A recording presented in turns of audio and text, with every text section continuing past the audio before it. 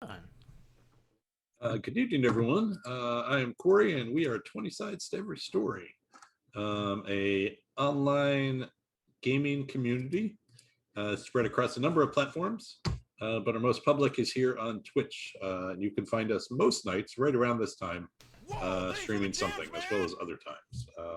If you're interested, the schedule down below is updated. But in general, like I said, every time around this time of night, we are here. If you are interested in joining the community, we have open arms for you, and we're more than excited to have you. Please take a look at our Discord channel, which is open and active most times a day. And we have recently, thanks to some collaboration with Baldwin Games, we actually have quite a few new folks, so feel free to join them, and our community is really excited to see new people. I will get to character introductions here in a moment. I'd just say that if you want to support the community, the best way to do that is through our Patreon. The Patreon gives you a number of benefits, but not exclusive to the fact that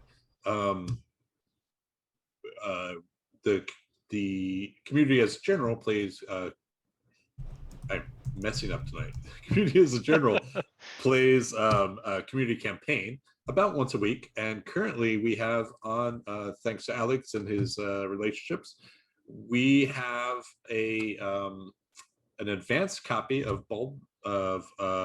Original Adventures Reincarnated, Temple of Elemental Evil, which I think they are about to go into their third episode. Yeah, third session is happening this Saturday, and we're streaming Saturday morning at 9 a.m. Both here and on the Goodman Games channel, because they're doing the first ever kind of celebration of all things 5e with Dungeon Con. So the first time they're kind of emphasizing more of their 5e content, so we're pretty excited to be the ones that get to be playing the new OAR. So are there any slots available still?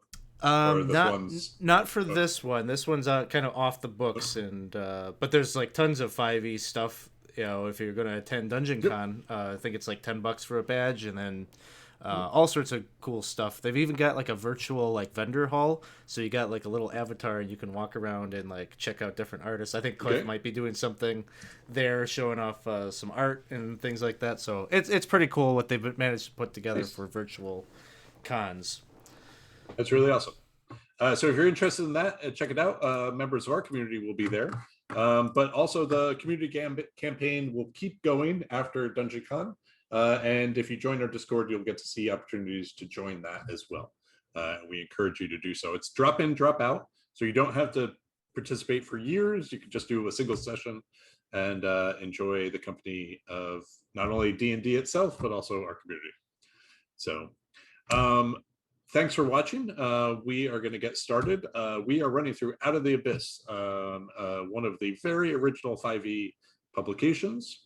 And our fearless party has survived kidnapping by the Drow, imprisonment by the Drow, wandering around the Underdark for quite a long while, bumping nearly accidentally into Demogorgon, popping out of a lake, Lake Venus, and swimming across that lake to meet with the Dwergar city of Blingdenstone, not Crackstow, where they promised a dragon they would do something for them, and then quickly yoinked out of there.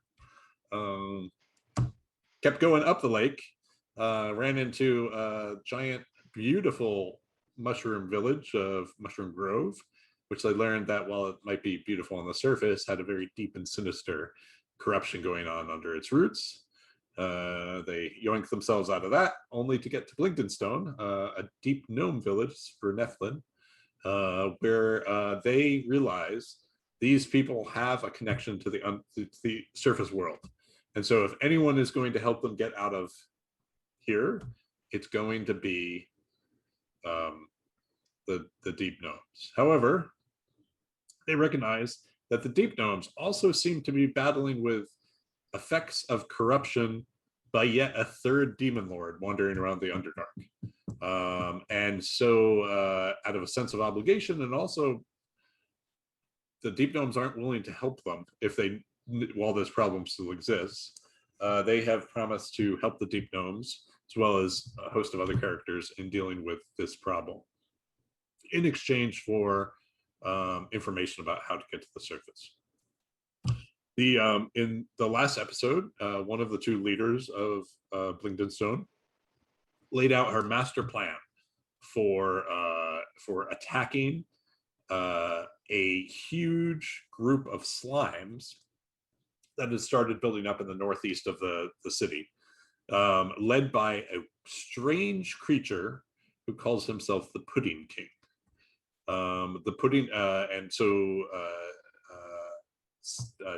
Senna's idea was that it would be a two-pronged attack, where the obvious entrance into the Pudding Court, so to speak, would be done by most of the city, including some were-rat friends, allies that the party has made, and who hope that the party will help them become full citizens of this Blingdenstone. While that full prong attack is going on, the party is going to sneak around the side and basically go into the back, hoping to run straight into the Pudding King himself, take him out, and since oozes aren't the smartest creatures on Earth, hopefully they will no longer be compelled to attack the city over and over. That's the plan in a nutshell. There's a couple steps they had to take to do that. And so in the last session, they actually did the only mandatory step, which was clear the route up until that back door where they're going to break in. And in the process, they managed to bless one of the very old temples of the Serneplan, which now has the effect of the Hollow spell, which may actually come in handy because it's a little bit of a safe space in an otherwise dangerous area of the outskirts of the city. They got back and they were rewarded by the god himself for doing that effort. And so they all have the blessing of protection on them now for indefinitely. And so while there was a few other things they needed to do, there was nothing that was mandatory. However, two of their companions who had been with them since the days of imprisonment had actually gone back to a group of myconoids who had fled with them from the Neverlit Grove, to try to obtain some special fungal chemicals from them that would help protect metal weapons from disintegrating on attacks of these slimes. So they were wandering off to do that. So they're in the background, and we might hear from them tonight a little bit. But with that, I will ask each of the players to introduce their characters. Tonight we will start with Scott. Hi everyone, I am playing Drazzle, who is a lizardfolk cleric. He has been sort of unaware of how the whole world works down here, and sort of blissfully stumbling his way through, but he's reached the point where he's actually sort of concerned about how the rest of this plays out, and he's taking sort of an interest in this little village. He's going to do what he can to try and get them through it. Thank you. Next up, Ethan. Hi, I'm Ethan. I play Dolphix. He's a gnome fighter. And yeah, Dolphix is glad to be in a village of his gnome cousins and ready to take back their ancestral home from these puddings. All right. Alex, you are up next. Playing Vic Valentine. I'm playing Vic Valentine, who is a half-elf bard, and he ended up in the Underdark. He knows, he understands. His spiteful brother and sister are the cause of why he's down here. So to be honest, this is a comfortable place, Blingdenstone. He's enjoyed being amongst these people. He wants to help them out, but selfishly, he's just really not looking forward to going back home, going back up top, because then he's going to have to deal with the reality of all of that messiness with his family drama. So he's happy to be here, putting his mind and his efforts towards this meaningful task ahead of us. And last but certainly not least is Ed. I'm Ed. I am also Scenario Vulpes in the chat. I'm playing Jaisa. She is a halfling rogue of the inquisitive variety, who has appreciated this place in the Underdark because it is the first time in many years where she was free to steer her own course, even if the options were very limited. And so that's where we'll start. You guys are back at the I think it's called the Singing Stone, or not the Singing Stone. The give it a second. The Speaking Stones, which is a set of stones. As you take your long rest in and out of the inn, you learn that the stones actually are quite powerful in the use of an augury or commune spell. They actually they augment and now that you have the blessing, would actually aid in requests for information from the gods themselves. But one of the very last sort of tasks, if you guys choose to do it, and there's no railroad, there's no need to do, but if you are interested, is to find this place called Ogermock's Boon. Ogermock is by name is one of the lords of the earth elemental plane, and he centuries ago, the Swiftnaplin happened to be able to, using a giant constructed summoning stone, summon him. They made a pact with him, and he agreed to bless that space in Ogermock's Boon, now called Ogermock's Boon, in which earth elementals that are summoned there are slightly more powerful. They will never turn on their owner. A bunch of advantages that earth elementals don't normally have when they're summoned to this plane. And earth elementals are basically the reason this city was ever strong. They dig the mines, they built the cities themselves. And so it was a real boon to the city. All the people who knew where this secret cavern were died when the Drow invaded. And so there's only a general knowledge that it was west of the city.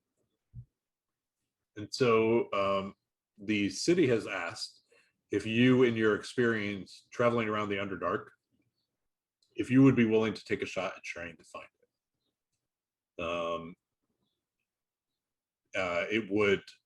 They would be able to once again use that power of the earth elementals to help in this battle ahead. Other than that, you guys know the city. There is basically things to buy. So if you need healing potions, if you need information, you certainly can do that. And yeah, it will say it has been, since you took the long rest, it has been one day since the two of them left with some of the were-rats, when Eldeth and Darendil left with the were-rats. What would you guys like to do? It's early morning. You are in the inn, in your beds, and you can smell what passes as breakfast here. It's the best breakfast you've had in the Underdark, but it's probably still not sufficient to want you to stay.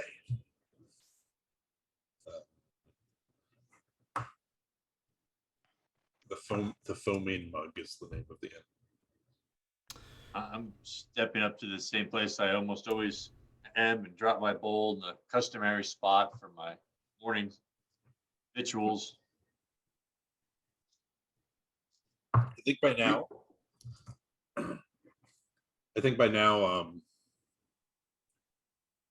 Tappy is well aware of your culinary preferences, and finds a pot of stew that has just been sitting out all night, cold now, and he sort of dumps the slop into your bowl, spreads across the counter. When nobody's looking, I take the bowl, take a little bit from my mouth, and I just try and pour a little bit into my little bag that I know the wolf lives in. Okay, you know. Got it. Okay.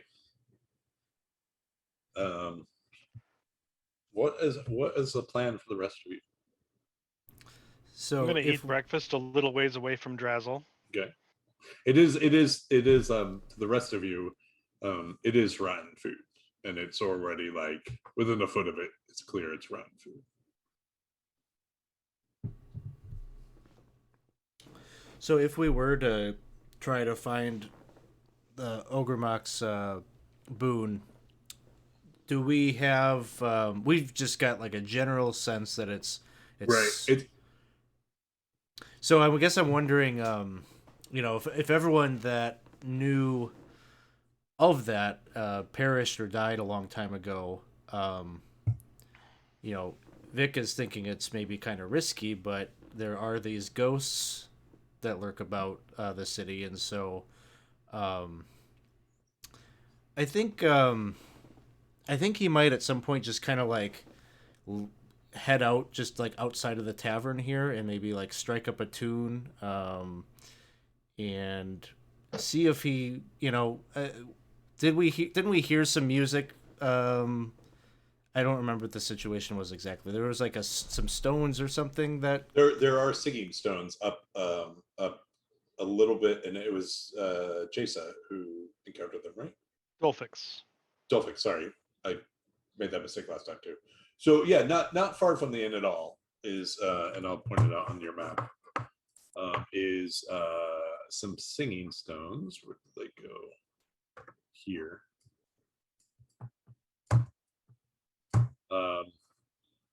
That they are unusual in their feature that some of the minstrels who definitely in the past, but one or two minstrels who are here now can actually alter their voice to make the stones vibrate and hum, and so give them like a harmony along while they're singing.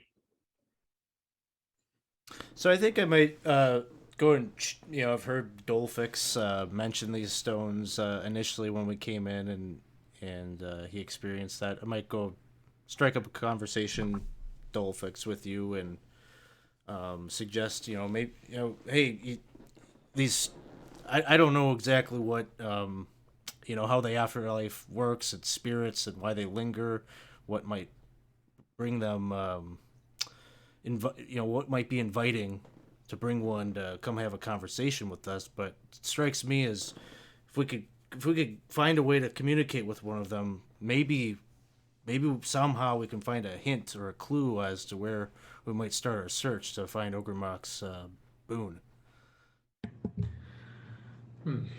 I like this idea, and I confess it was something that I was also thinking about. I mean, we do know at least one friendly ghost, do we not? Mm-hmm. Jagden? Yeah. Jagger? Jagger, or whatever his name is. You like your sword work.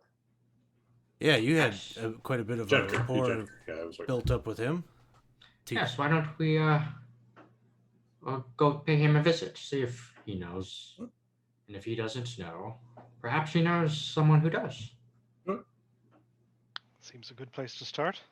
Jasa and Drezel, you're both headed that way as well? Yep. Yes. I'll go along. Okay. So the group of you head over to where you last found the borough warden. And sure enough, this early in the morning, you do see that he has already a class training of future borough wardens. You actually see that with the pending battle, his ranks have swelled a little. So there's quite a few more people. They're rank amateurs by all means, but they're there and they're practicing, and we'll say it's it's early enough in the morning to not be characteristic that people would be out like exercising and practicing at this point. This should be the waking up phase of the city. And he turns to you and he gives a solemn nod. And he sort of floats over to you. I understand that you were successful in cleansing the temple. You have my great thanks. Oh, we were happy to do it, and of course it was essential to the mission that we must all partake. Indeed, we're one step closer to ridding the city of those foul things to the northeast. Yes, indeed. Well, my companions and I are thinking of taking on another task. We would like to attempt to locate this Ogremax boon. Ogremok, yeah. Yeah, Ogremax boon.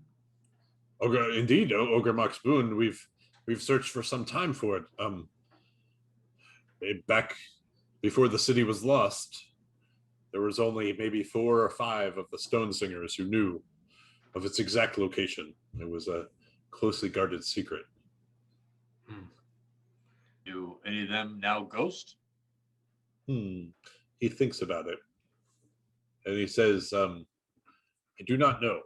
Not that I have seen, but that does not mean they're not there. Some ghosts are, if they are still here, some are still tormented by the loss of the city and choose not to be seen. To hope to get information from them."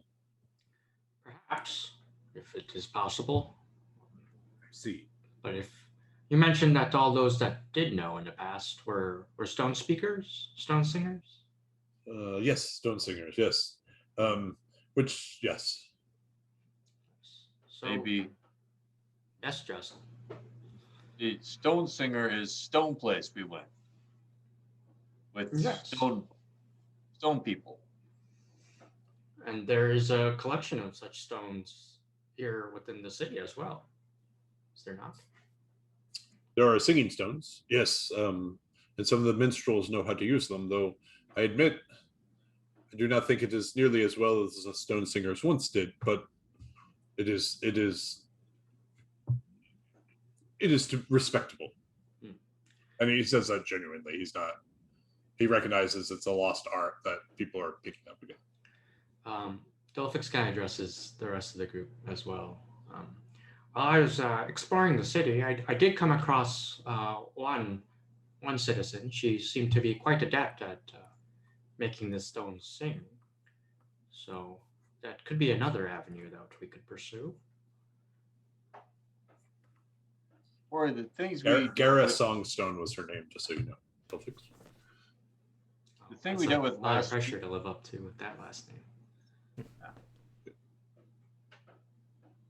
What were you saying? That thing we dealt with Or last Scott? week, we were fighting against stone things, but the things that came to defend it, they were also stone. So I Yeah, remember so the connection between them and the stone singers. and we sort of in between sessions, and as you debriefed with the priest, the Galador are the protectors of this god's temple. Earth elementals who are on the plane, on the prime material plane, and who aren't controlled by anyone, are full of rage, full of they don't have a purpose, and so they lash out. And so basically you cleanse the temple of this disorder and you restore to it the order. Both absolutely are associated with the earth, but one is a far more calm and steady, and the other is more chaotic and rumbly. They don't What have you a heard? connect- Sorry. Go ahead.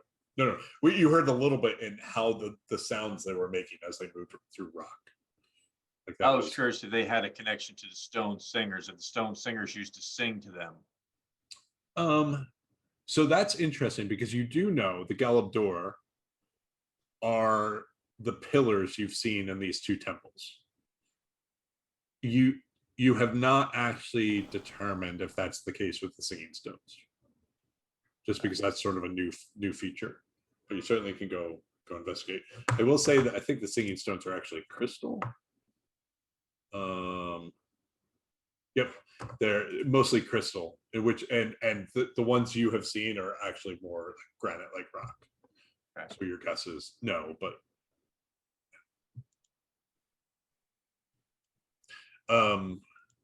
Jadger says, I will, if you wish, I will go into the halls and see if I can find any of the original.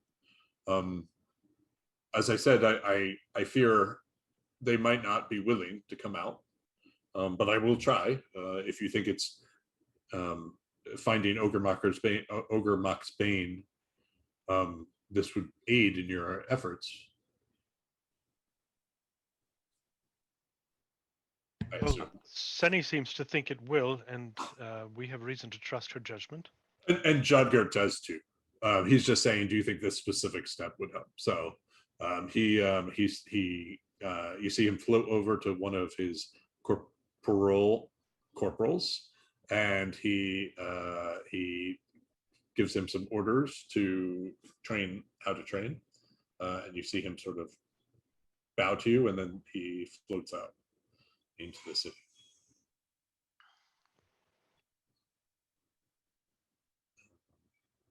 What next? Well, perhaps we should find this stone song again. It certainly can't hurt. It's more of a lead than we have, other than West. Yes, perhaps the stones will sing to you, Vic. Okay, so you wander around the city. No check needed. It takes you a little bit, but eventually come off Gara Stone Song, who she is not a full-time stone singer. She works a little stall in the market. She sees you, Dolphix, and she waves as, and so you immediately recognize her. It's a pleasure to meet you again. Here, I brought my companions. This is Vic Valentine. This is the one I was talking about. The one I have mistaken your angelic voice for. I have heard your voice floating from the inn, Mr. Vic. It was nice to meet you. It's the pleasure's all mine. So I hear you're pretty adept at these stones. Dolphix has told me about your talent. That of anyone, you're the one that knows how to resonate with them. I think you flatter me. I think it's more of a party trick, probably best suitable to attracting young children. But what do you wish to learn? I would love that. You call it a party trick. That you need a wide arsenal of those types of things to keep the coin flowing in. You gotta always be mixing up your act. So I'd love to know how you do that. She says, well, I can teach you what I know. I admit, I think it wasn't something I learned as much as just my voice at a certain age became appropriate for it. But I'm glad to try to help. Perhaps tonight, after the markets close, we can meet at the Singing Stone. That sounds great. Yeah, I'm looking forward to it. I'll see you there. I look forward to it too. And she lets out a faint smile, and she curtsies. Another customer is buying some mushrooms from her, so she turns and helps her. Is there anything else you wish to accomplish with your day? Oh, can one of you roll me a 1d20, by the way? Whoever rolls first gets it. Thank you. All right. Is there anything else you'd like to accomplish with your day? Can we have a recap on the other things that we have been asked about doing? Right. There was the coating on the weapons, Ogremok's boon, the temple which we have done. Right. Was there So anything else? You actually have completed most everything except for Ogremok's Bane, but I'll go like, and with the exception of Eldeth and Durandal. Mhm. So the big one that's sort of outstanding other than that is this, and you guys, I think you guys have a plan in motion, is convincing Dorbo that the Gold Whisker clan deserves to be part of the city. And you guys had some ideas about that, like, right? And they're in play. Actually, that brings up another idea. The Gold Whiskers live outside of the city. Perhaps they've seen something that might lead us toward Ogremok's boon as well. A fine suggestion. They were once part of this community, so they would be familiar with the story as well, right? They wouldn't have to. Not all of them were part of this community, but they've sort of where rats sort of have gathered there, but some were part of this community, but not all. Well, it's worth asking if they're familiar with anything that would match the descriptions. Okay. So your first trip is up to the Warrant, the Gold Whisker clan area. Yeah, I think so. So you pass through the gates of the north of the city. Let me go back to the map here real quick. So yeah, you go through here into these areas, and of course now you understand there are traps. As you get up into here, here, you do see over in this area now. Here, oops, I'm on the one. Or in this area, you do see. You guys can't, because I realized I was on the wrong layer. This area, where the X is.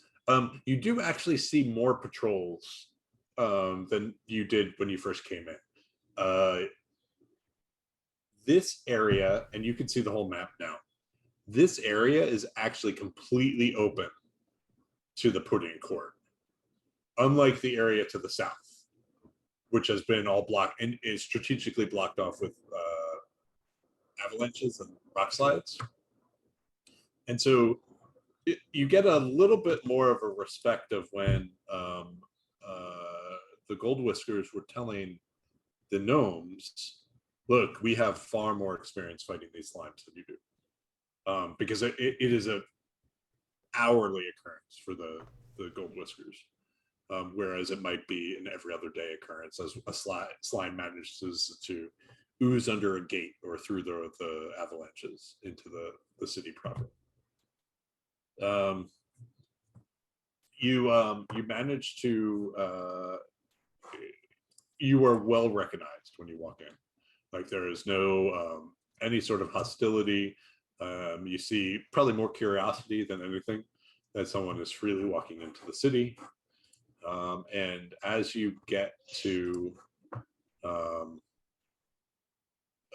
you see Chipgrain surrounded by a large group of other were-rats, sort of at the base of his little rise.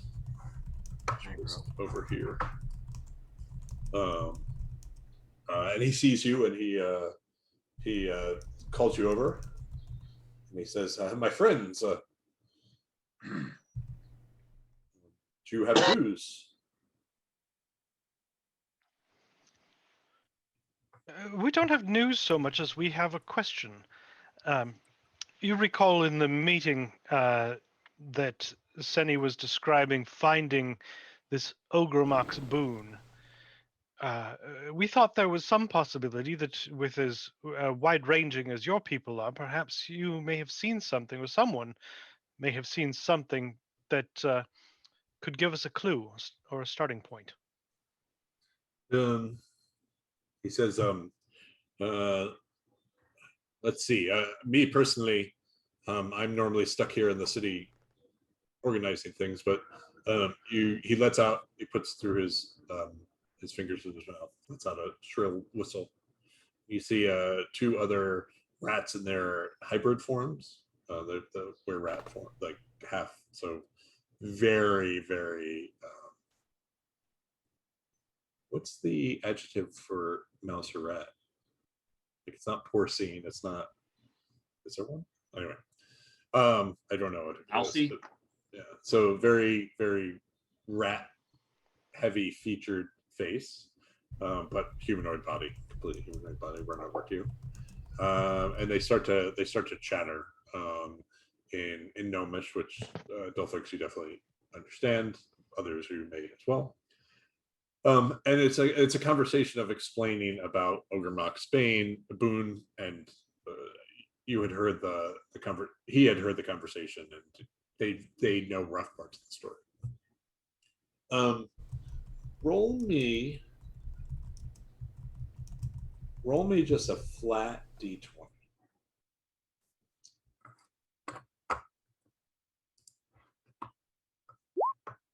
All right. So, one of the two who ran up, you see one of them turn around and do another shrill whistle, and a very, very young but very fit were-rat runs up, completely in his human form. They start talking back and forth in Gnomish and Dolphix. It's clear to this conversation that the two, whoever the original two who came up, are the leaders of sort of the hunting parties that surround the city, and then that the amount of respect they're showing to this young person can only be a testament to his skill, not to his age or anything else, his position, right? But the fact that he's so young. And so as you're listening, it's clear they are asking him questions, and they're not questioning his answers when he says. And the gist of the conversation, which they then relate to all of you, the gist of the conversation is they are absolutely certain that it is not within a day of the city to the west. There's no way that this kid has been everywhere. He's explored it alone, top to bottom, day to night. There is no way that he knows that entire area about a day west of the city by heart. Mm-hmm. And so you're going to have to go a little bit more than a day out in order to find it. So it's not right adjacent to the city. I thought you were going to tell me that meant it wasn't west, it was east. No. Well, maybe. No, he's just saying that it's not immediately adjacent to the city, which isn't that weird because some of the mines are up to 2 days away, right? Like of the city, like it's not not everything's immediately in the city. Mm-hmm. If anything, though, that confirms for us that we're going to want some kind of a specific lead because we could get lost out there trying to find this thing. And yeah, yep, it is going to be some like a bit of luck, right? If you go blinded. Absolutely. so he would be available to guide us at least to what he knows safely. I mean, right, but he doesn't know. He knows how to get you a day away. Right. But if we're thinking it's more than a day away, at least that first day would be safer with him as a guide. Yeah, they have no problem doing that. If that's what you want to do. I'd be for it. We do have a tendency of getting lost on occasion. I'm just looking up something. 1 second.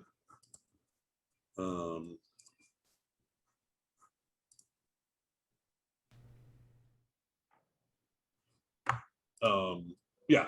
So.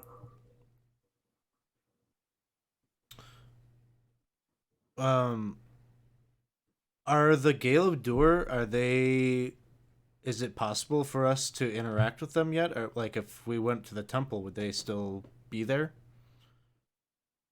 They're in both temples, right? Like they're in the one, like I think it was Drazel who caught sight of the first one in the first temple. And in the second one, there's at least the 3 that you saw. They weren't. They seemed to be defenders, not interactors, but that doesn't mean that you couldn't. Like, from everything you saw, they're very passive. Like, they didn't even protect the temple from the elementals themselves. So you're not. But throw out your ideas. I'm not poo-pooing it. I'm just telling you what you know right this moment. I kind of thought that too about. Yeah, I was just thinking, if they're elementals, and maybe they have an attunement with such things that affect elementals.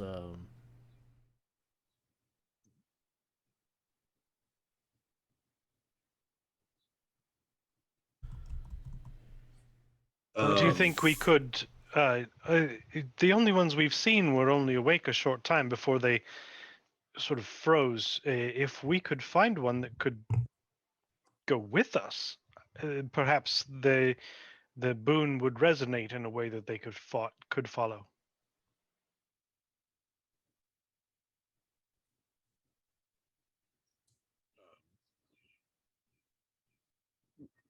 The best person to ask for this would be the priest. If you want to head back to the priest.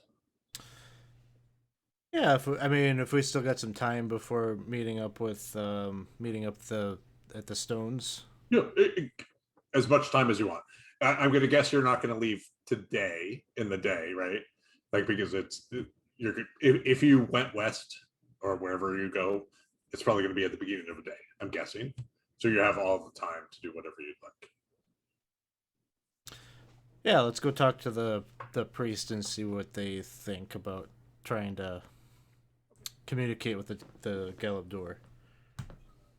Second. So you head back to Gurnik, to the Steadfast Stone. He is the head priest of Caladuran. And he, you see him performing some minor rituals with the stone. You see his hands sort of shaping stone around the area, not the standing stones themselves, which you now know are Galabdor, but also the sort of the rock around. And you see he's not making it smooth. He's actually making it look a little more jagged than it would. Like, he's undoing erosion in some sense as he moves around the temple. And it seems to be some sort of spiritual, like, you see him change the shape a couple times until he's satisfied with it. Then he moves on to another patch. Lost in thought, like doing this to him, he's humming to himself. I'm assuming you're not being super stealthy. So eventually he notices your presence. And he looks up and he says, Hey, I had a question for you. Don't mean to interrupt what you're doing just now. I wouldn't dream of bothering you if it wasn't important. But as you know, we're commissioned to do a number of tasks to prepare for the coming battle. And one of the things we've been asked to do is to try to find this spot, the Ogremok's boon. I don't know if you're. I said Bane early on, or Bane, and it was a mistake.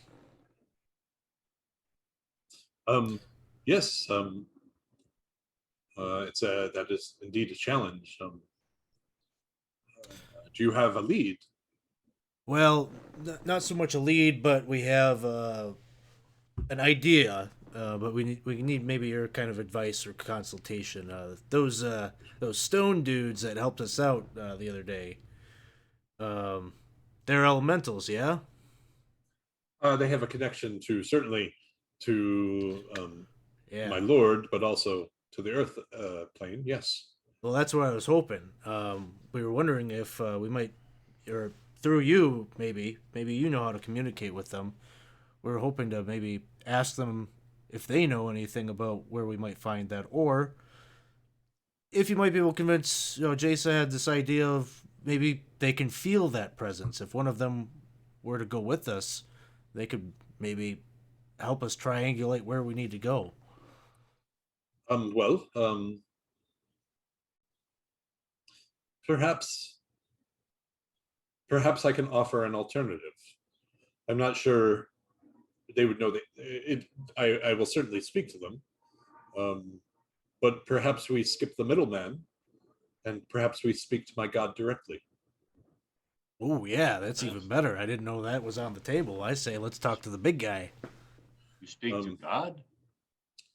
He says it's not easy, but if you have questions, I can ask him and beseech his aid.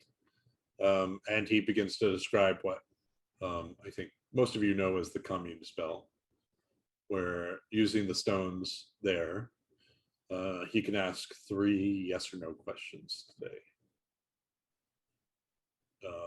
And so if you have ideas for what he would do, he can do that.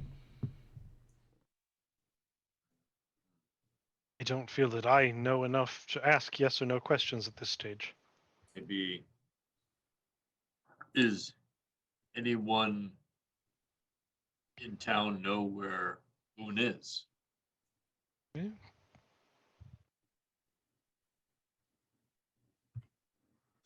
It Or certainly doesn't narrow things down much. is Boone within 2 days of place? He can also cast augury for you if you want, but that's somewhat less informative. But it still has information, right?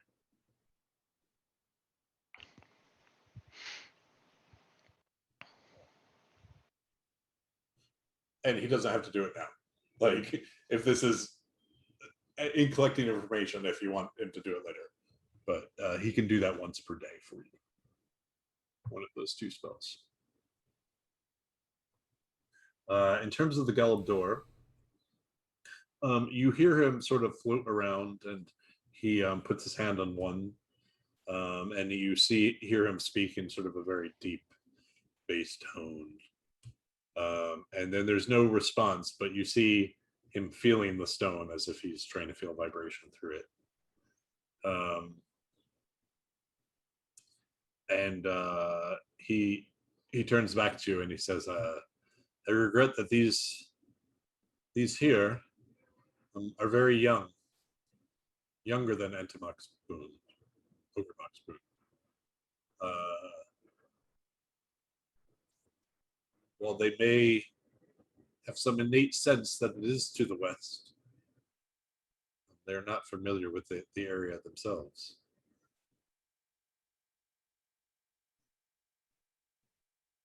Would one of them be willing to come with us to Make me a persuasion check. You're not really persuading the priest, sort of in proxy. You're persuading the make me. It's gonna be difficult because their primary goal is to guard this temple. Having said that, they're smart enough to recognize that what you're doing has greater effects that could contribute to that. So if you make me a persuasion.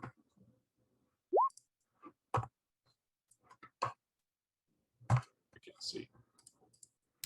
It's a 19, and I bet I could do better, gang. I don't know. We got rerolls? Should we use one? Yeah, may this be a Sure. cool thing to have. It's a plus 10, so 19. I think we could do better. All right, I'll burn a reroll. This is a big roll, I feel like. So Can you inspire yourself? Oh, if you can. Corey does not. Like, I don't know if that's possible. I don't know either. I never remember when bards can give themselves inspiration. let's see. Let's try this again. There we go. All right. So, Vic, what you see, as you see, you're not even sure you see it, but looking, you convince yourself you definitely saw it.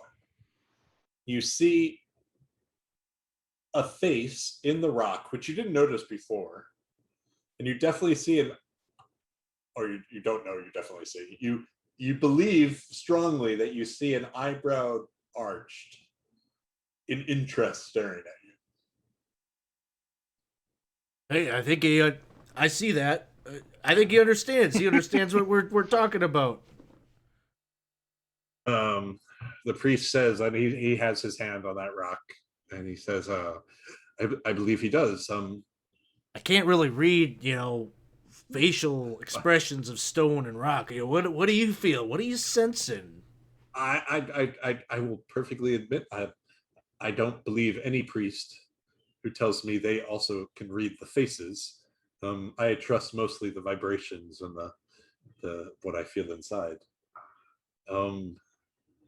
I do believe he's willing to help you. I don't know. He's not.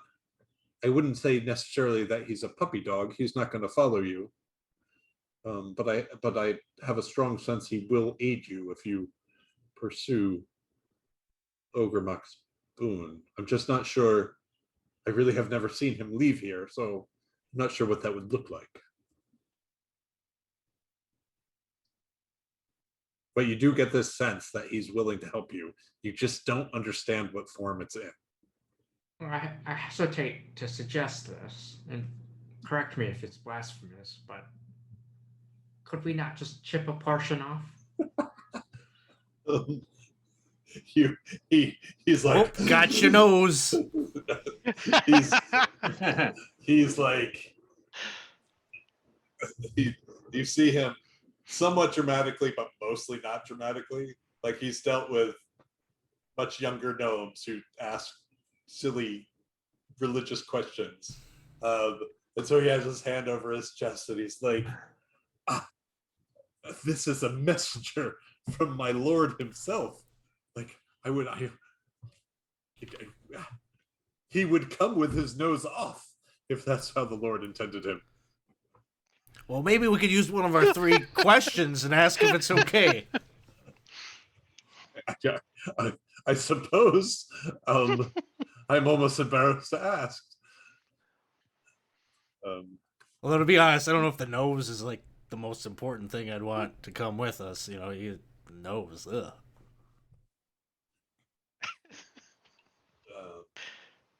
If the good Lord wanted us to fly. Yeah. You see him sort of like soothing the rock, like subconsciously. Rock gets scared. You don't get the feeling the rock's scared. You get the feeling that the priest is scared that you're about to like sneak in and break off the rock. Dolphix leans over to Jason and just whispers, didn't we just see him chipping off the rocks when we got here? Well, he was sort of adding to them. Yeah, he was shaping, like, you definitely, his earth magic is strong. Like he was making it look less influenced by water and air. Is like, on an arcane sense, he was trying to make it more earthy. Right. Dolphix will hold his tongue about allowing rocks to erode as the good Lord intended, but So this is like a face on like the cavern wall, or is this like? No, this is one of the standing stones in the middle. That's what. Oh, okay. Yeah, you don't get a, like, this is not necessarily the same one that Dressel saw, but the only faces you've seen are on the stones, with the exception of at the other temple when they had retreated to the walls. So they before can the move. elementals were cleared out. They can move, but you've only seen them move into position. Well, yeah, but that's movement. So therefore they could move to a new position. Where this thing is that the boon, is it maybe another temple? If it's another temple, then these things could move there. Nothing in any part of the story suggests that this is another temple. This is all the wizard side of controlling elementals. Elementals specifically, not Galamdor. Well, if your lord can, apparate a face on these stones or on rock, could you ask him if he'd be willing to give us a sign if we were to head out west in search of this? Would he guide our hand, so to speak? We were to look for signs. I can ask that. Do you have? I'll be a little flexible here, but do you have two other questions to ask at the same time for the purpose of the spell? That's the only one I could come Yeah. up with. If anyone else has but got two.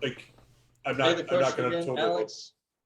So a yes or no question: if his deity that he's talking to would show us a sign if we were to head out west, if he would show us a sign that we're on the right track, or signs, maybe make it plural.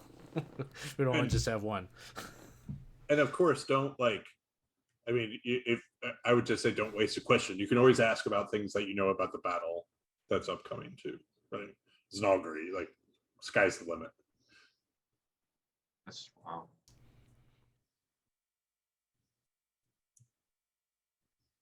What? And they're all yes, no, though, right?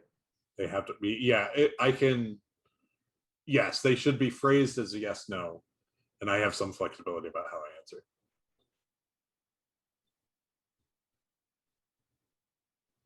Oh, the other thing, would we be successful without accomplishing this task?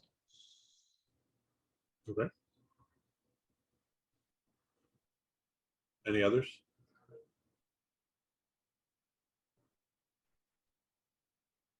Can't think of any. Okay. So he starts to you hear him.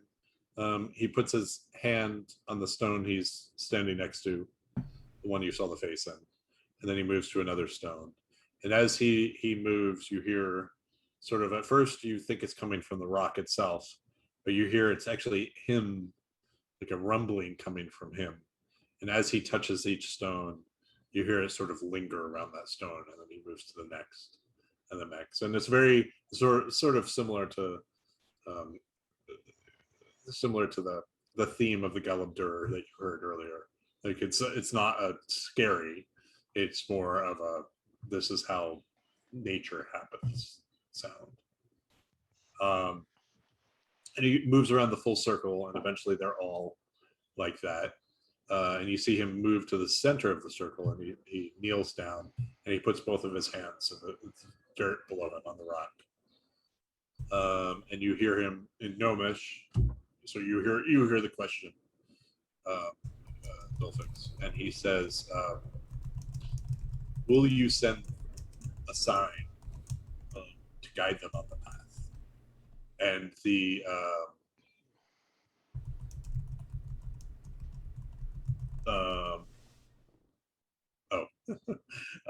and so you actually hear the stones continue that that dull hum, and then suddenly it gets quiet, and you hear this like crystalline ring, like a pure crystalline, like ding. And you strongly all get the sense that the answer to that is yes. He nods, he smiles at you, sort of recognizing the answer. That's a positive sign. He goes and kneels down again, and he goes around and he makes the stones hum again. Does the same sort of ritual, leans down, and he asks Drazzle a question. And this time, you hear the rumble subside, and it gets very, very quiet for a long time.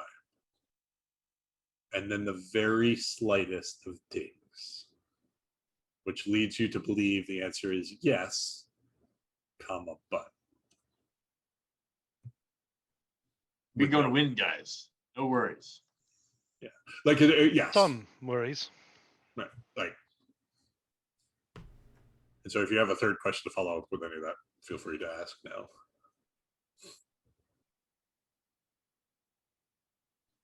Is it a good idea to have the were-rats integrate with the city? He I don't know. Good idea is the right way to Are phrase the it. But is it a threat to the city for the were-rats to integrate? yeah,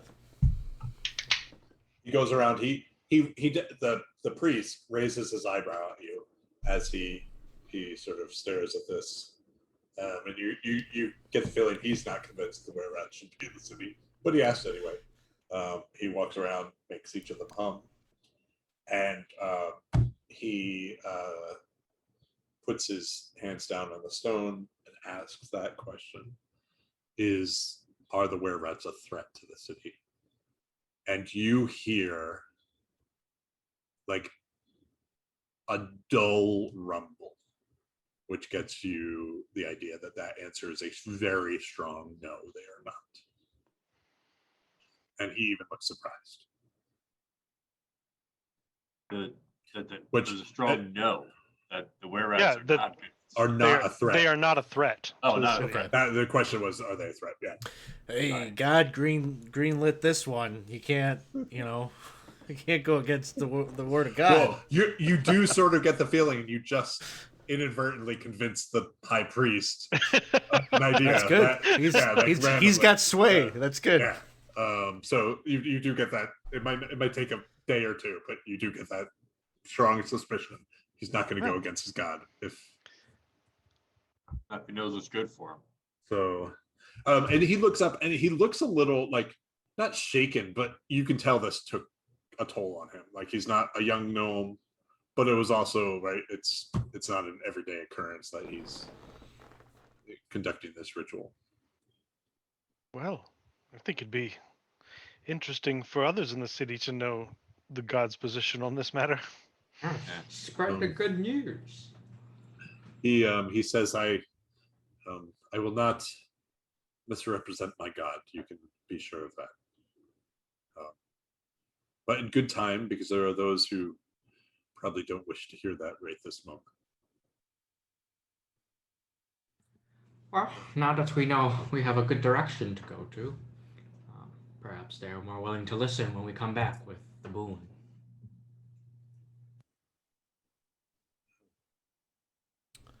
Indeed. If I may take my leave, I just need a short rest. Please do come back if there's more I can help you with. And you see, he sort of just he moves over to the side of the cavern that you're in, and he just perches. He grabs a little flask of water. He's sipping out of it gently, and he's just looking like you get like everything you've seen about him. He's very tactile. Like he likes to touch the rock, but you sort of see him sort of basking in its visual glory at the moment. Like he's staring at the beauty around you, and you can tell he's having a moment, having just communed with his God. Where to next? Do you want to follow up with anyone? Do you want to? It could be any time of day you want.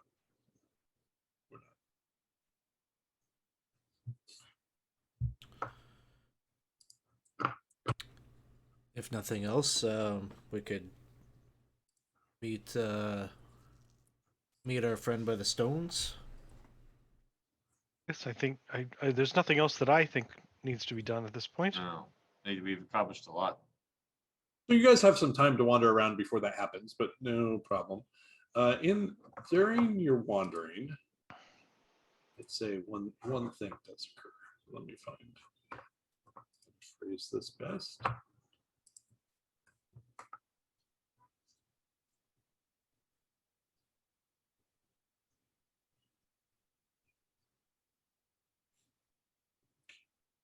So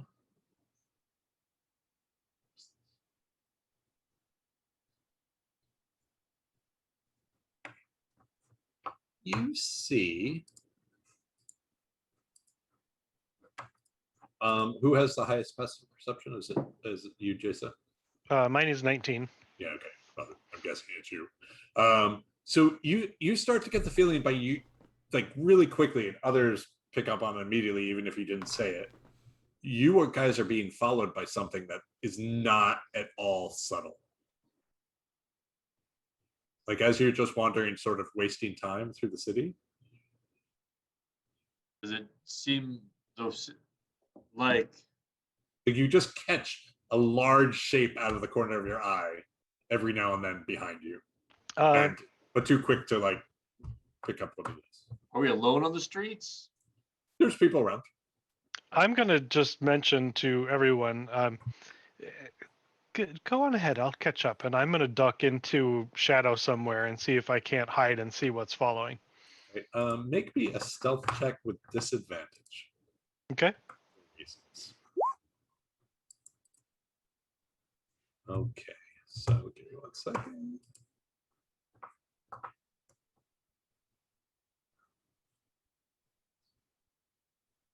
I also kind of figure that I'm not the one who asked for help if this is what I think it is. So it's probably not following me. Okay, so you pass into like one of these sort of the remnants of a building that's still sort of being reconstructed for space in the lots of good hiding nooks in it. Mm-hmm.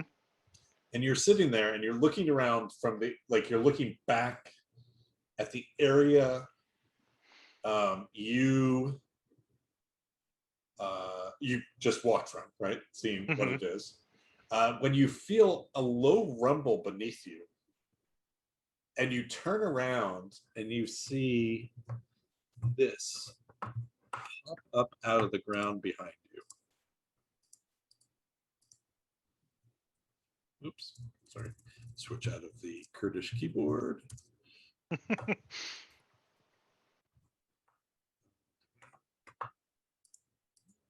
Maybe. There he is.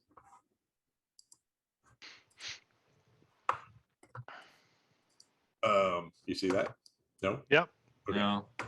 Looks friendly. Pops up out of the ground, and it's sitting there with its arms, and you just see it drooling. And its drool is like a little bit saliva, but a lot of dirt, because that's what it just burrowed through. And it's just standing there. Like staring at me? Yeah, like if you could call it staring. You're really uncertain how this thing stares. It does have an eye, but you're not sure what it's looking at. It does not seem aggressive. I'm going to give it sort of a wide berth and move back to the group and catch up, as I said I would. As you leave, you see it sort of burrowing into the ground beneath. And say, there is a very strange creature following us. It does not appear to be aggressive. But it has 3 arms and 3 legs and a big yellow eye and a mouth on the very top of its head, and it burrows through the ground, and it just came up and stared at me while I thought I was hiding. You want to see? Where is? Maybe you should hide and it will appear for you. I immediately duck down behind wherever I am at. So you guys go away. My spot. Nothing happens. Nothing happens in the moment that you are hidden. So how long do you want to wait? If nothing happens, I get bored and you'll either fall asleep or move on. So I get up. You don't like it. You lost sight of it and you don't see it reappear. Perhaps it's how the Earth God is assisting us? It's not much of a guide if it's hiding from us. No, less of a guide, but when Vic attempted to persuade the statue, the stone, we were given to understand that it was going to offer some assistance, but of a nondescript type, correct? Perhaps this creature is it.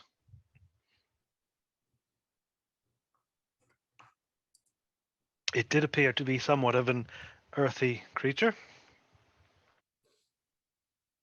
Did no attack. I think his friend, we let it follow. Like a stray animal in park.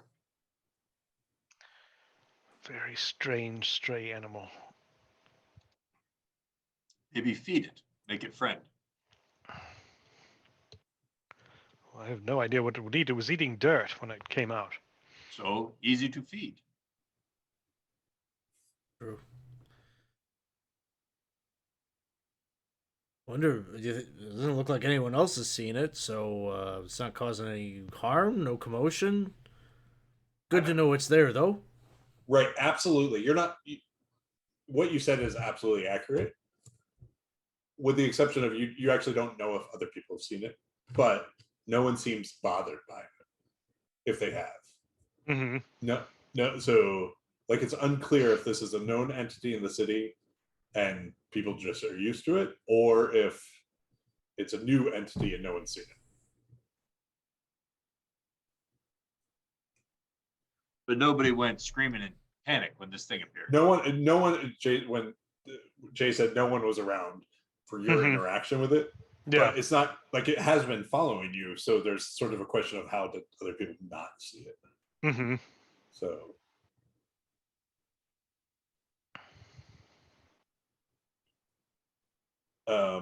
It is about time. Like it's the appropriate time if you wanted to go to the Singing Stones. Well, come on, little buddy. If you're coming along, come along. All right. So you get to the Singing Stones, and Miss Stonesong is there, and you see she has definitely attracted a bunch of kids who are like egging her on to sing a song. And so she is not singing full songs, but she's singing sort of snippets and getting one of the crystals to hum. And it's actually like her skill's pretty cool because it's not perfect, but she can size up a crystal and sort of know what to sing to make that specific crystal hum. And so as you're watching, all of you are watching, you can actually hear her sort of start to do different notes, and two crystals will hum and hold that harmony. Each broadcasting a separate note, and it's Vic, it is probably one of the more impressive musical talents you've seen in your career.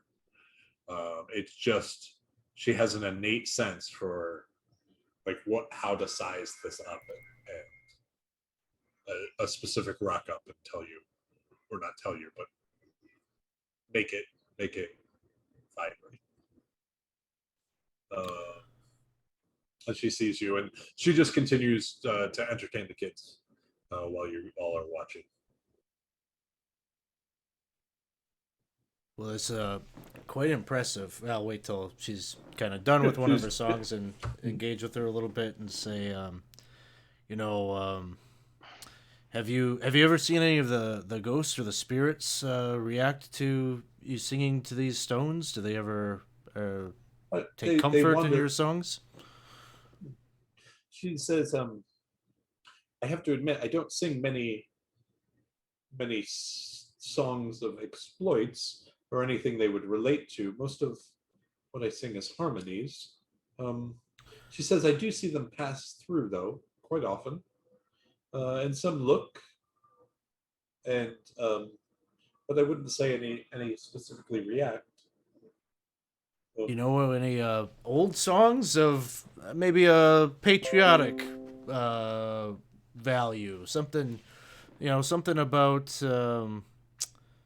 pride in Blingdenstone. You know, we're on the precipice of a big community effort here. Maybe something for the living, something for the dead. Just raise everyone's mood. And she says, I have to admit that's not in my forte, but it doesn't mean that I can look through some of my parents' books and perhaps adapt something. I don't know if I have one of the original songs, but As you well know, many songs are reused and slightly altered. I'm sure I could make something that is similar to an old song. Do you think it would be helpful? Yeah, I think we got these kids here. They learn a little something, learn a little something of their history, and you know, I see. so this is sort of a selfish request. We were hoping to maybe uh, find a spirit that might know something about our um, our current goal.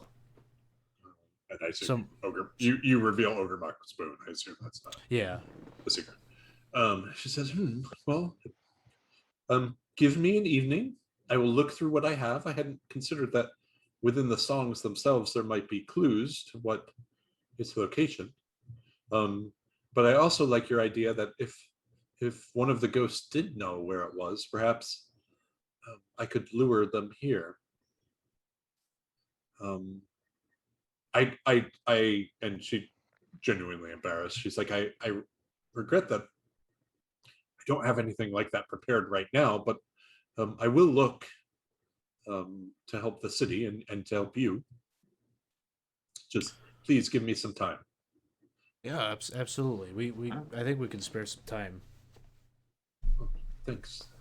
And the kids by now are like, getting restless. They want more songs. So she starts to entertain them again. And she does try. She picks up some very very simple songs like to match the harmonies, but you can tell that it really is in that vocalization, not in the like singing of songs. That her is her forte. So, anything else you want to do while you're here?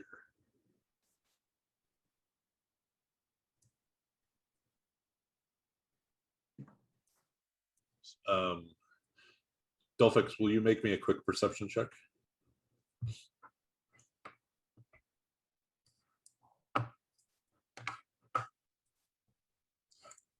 The rest of you see it immediately. Dolphix, you don't see it at first, but suddenly standing behind you is the creature that Chesa saw before, and it is sniffing at you, or what appears to be sniffing at you. Doesn't seem to be, and once again, the drool is coming, the sort of rock drool is coming down off its mouth. You just hear this heavy aspiration coming out of it.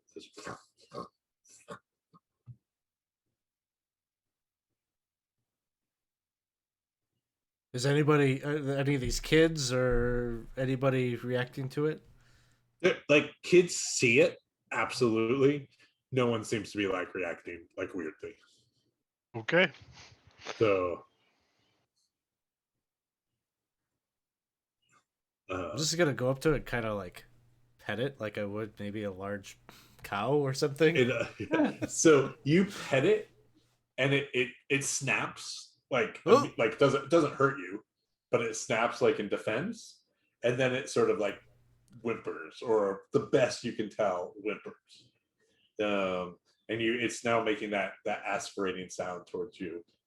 Do Zorn talk? I don't think they do. Well, they know Terran. Do any of you know Terran? No. I'll pull out like a little bit of ration or whatever, and be trying to test out, like, is this what you want, buddy? It spits it out so far, Oh. it probably just narrowly misses the child.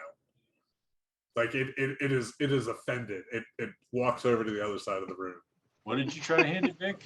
Like it is so angry. Some old bread. I reached down to pick up any loose stones or gravel that are on the floor, cup it in my hand, and then toss it up in the air towards it. I'm just going to ask one of the kids what they eat, pointing at the creature. The little kid's like, he just follows everyone around. I don't know. Mom Wait, says you know he'll this eat one? me if I'm bad. Yeah, it's like they call it a Zorn. I think that's its name, Zorn. It's a weird name. Oh. Just follows you around and doesn't leave you alone. Well, do it eat something? I don't know. It appears to be slobbering. That usually means, or drooling at least. Perhaps it's hungry. I try to toss some stones and gravel and rocks at it. It is less offended, but still offended. Like it is not like it just spits out the rock. I toss a silver coin into its mouth. So it's like you see it swallow the silver coin like one fell swoop. It's not spit out like the rest of the stuff. And its eye looks directly at you, Dolphix. Uh-oh. And you can see it is now fixated on you. Wow. It's maybe like, let's say 20 feet away from you. It's a But literal money sink. You can see it like its eye seems to bulge out of its head at you. It appears to like currency. It's making the heavy aspirated sound though. It like, And it's more expensive like dirt. more of the dirt drool is This is most unsettling. you get one expensive dirt, not cheap dirt. Mm. Metals, perhaps. at some point you see a kid throw a rock at it.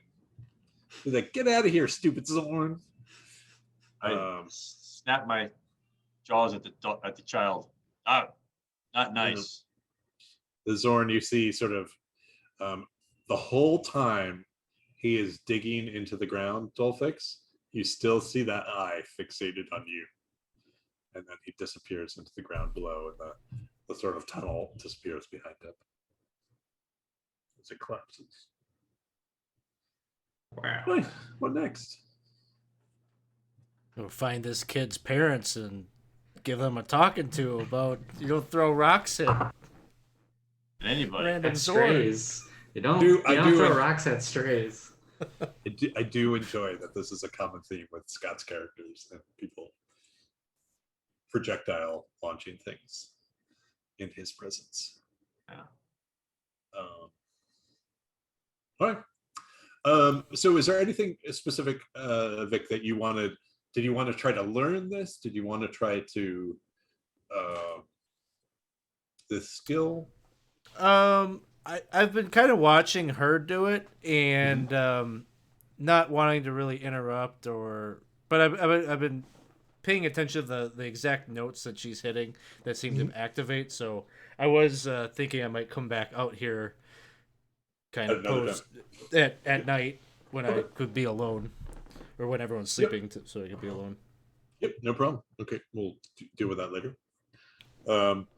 Is there anything else you guys want to do in this day, which we spent a lot of time on, but we got the major stuff out of the way? No. So, I can't think of anything.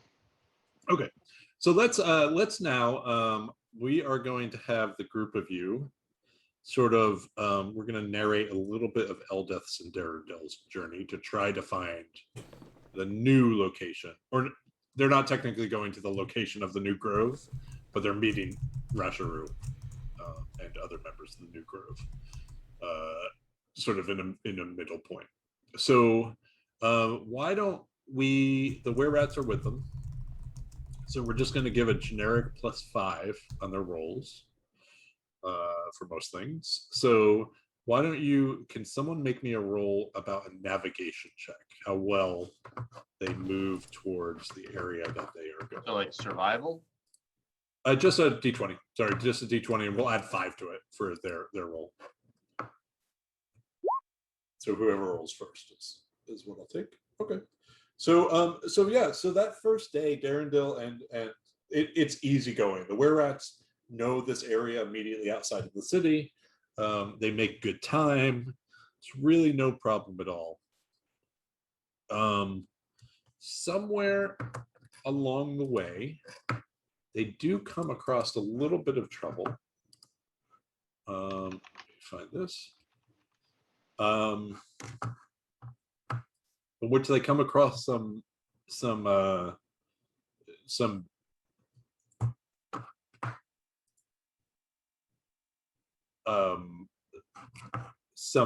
fiendish giant spiders. So these are giant spiders that were once servants of the drow but have been abandoned by them, and so they still have sort of all the hatred built up from the drow, but now they don't have masters. And it's a little bit difficult of a fight. So will one of you roll for we're just going to do basically like we're going to do a death saving throw across many days, right? So if that makes sense. So if someone wants to roll for Darendil and someone wants to roll for Eldeth, D20. A D20, it's going to be the same as a death save. They're not going to be dead. Okay. So that was Eldeth, and then does someone want to roll for Darendil for me? Sure. All right. So Darendil takes some damage that day. He's not dead, but it hurts. And they're able to move on through the next day. So that's the end of day 1 for all of you. Vic, are you going out tonight or are you going out another night? Yeah, I think tonight, like while it's still fresh in my mind. So you go out to and it is it's dark. So the only people really you see on the streets, occasionally you see a ghost wandering around, and then occasionally you see one of the guards just patrolling. But it's otherwise quiet. No one seems to think you're doing anything weird. No one bothers you at all. Is anyone traveling with you, or are you just doing it alone? I think I'd probably intentionally try to go alone, because if I'm sucking at this, Vic doesn't want anyone to see him. not at his best. Okay. So you get out there and you sort of like start practicing the sort of the notes that you heard, right? Are you doing it vocally, or are you doing it with your instrument, or how are you trying to hit these notes? Vic is definitely more of a performer with his instruments than he really is a vocalist, but he's going to start vocally just because that is how he observed it. Okay. So make me a so the first thing you practice a little bit just to like warm up and get the notes. And then the first thing you're going to try to do is hit any crystal you can. So make me a DC 15 performance check. No problem.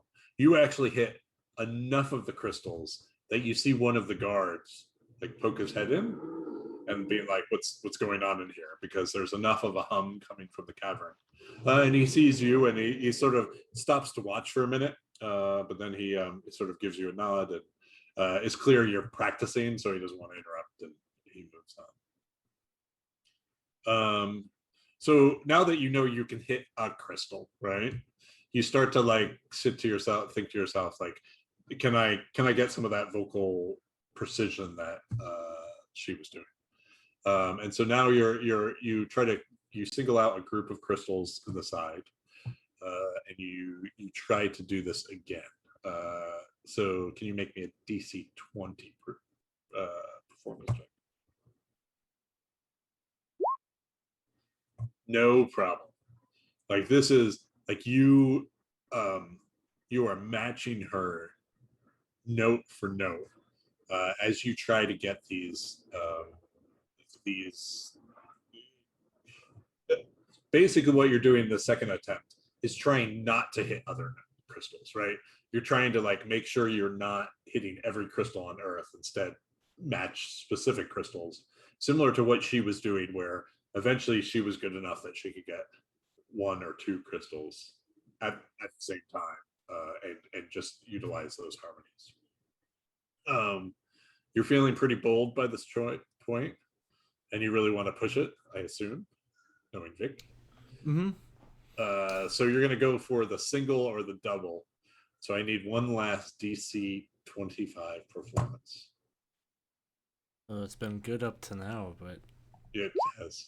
if So I can, I'll use a reroll to try to do push it whatever up. you like. Yep.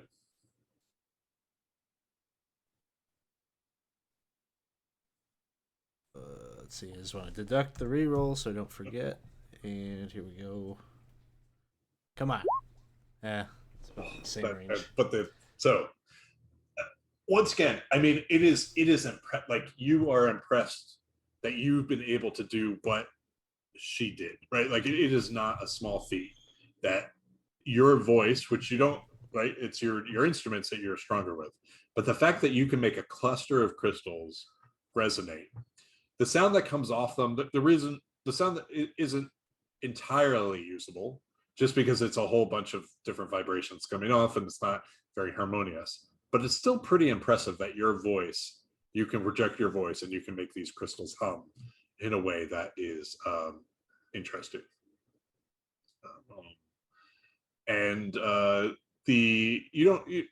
For this evening, you don't get much more success or improvement as the night goes on, but it's not a small accomplishment that you made already. Somewhere around the end, you feel a presence in the room watching you. Do you have dark vision? Mm-hmm. Yes, you do. So yeah, you see a 3-armed, 3-legged, wide-mouthed figure, and you hear the sitting in the corner staring at you. Oh, do you like music there, buddy? Maybe you don't like me singing so much, but I'm just gonna like pull out my like my lute and just start like kind of like tapping on it, like kind of creating that kind of hollow, almost like drum sound, and just kind of like more of a beat rhythm. See if he likes that. He gets quickly bored and he burrows down into the earth. Tough crowd. Yeah. All right. Give me 1 second. Just look at something and then talk about that evening.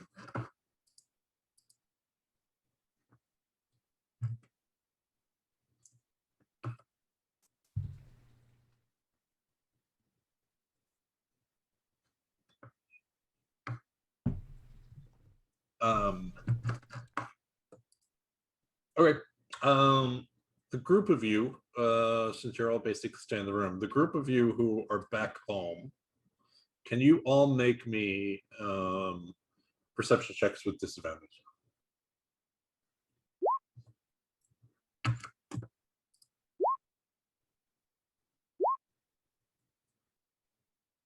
Okay. Dolphix, you wake up feeling the purse carrying your gold on your belt being pulled away from you. Ah, what's going on? And everyone else instantly wakes up when he says that. You see and you hear the breathing, and it is trying to eat the purse off your side. Ah. It is caught. It hasn't gotten it completely. All right, I'm gonna like try to smack it away. What? Like my pillowcase or something. All right, just make me you can pick dexterity or save it as strength check. I'll do dexterity. All right. Back! Back! You swing at it, and it is undeterred. Drazzle and because I just assumed you all like it's you all sleep with your heads together, so you're that close in a giant circle. So you guys can react too if you like. You now see this hulking figure in the middle of the room, and it's clear it's not actually eating Dolphix, but it is trying to steal something that Dolphix has. I'm Is gonna there anything watch. you'd like to? Okay. He's got this. So you doing anything? I fish a coin out of my pocket and just try and throw it at the thing to try and distract it. It hits the back of its head, or whatever that part of its body is, the part near its mouth, and it bounces off on the ground, and it does. It's that momentary, like you see it jerk up and lets go of your coin purse, Dolphix, and it turns around, and you see it sniffing to the ground, and it's trying to it's scurrying through the room. Thanks for the raid. I'm Butterbee. Well, I we throw just it. want to say hello to our friends at Homebrew Cafe. They rated us. They got the Butterbee welcome. So thanks for stopping by. Thanks, for Homebrew joining us. Cafe. We appreciate you watching. We're playing Out of the Abyss. Please stick around and stay for the nonsense. Okay. Dolphix. So it has let go of your purse, your sort of coin purse, and now it's scurrying across the room. Is there anything else you want to do? No. Thank you for the follow, Berserking Corgi. Terror in and of itself. This creature is ridiculous. The moment it gets us, Berserking Corgi or the Zorn? that's what we're calling it.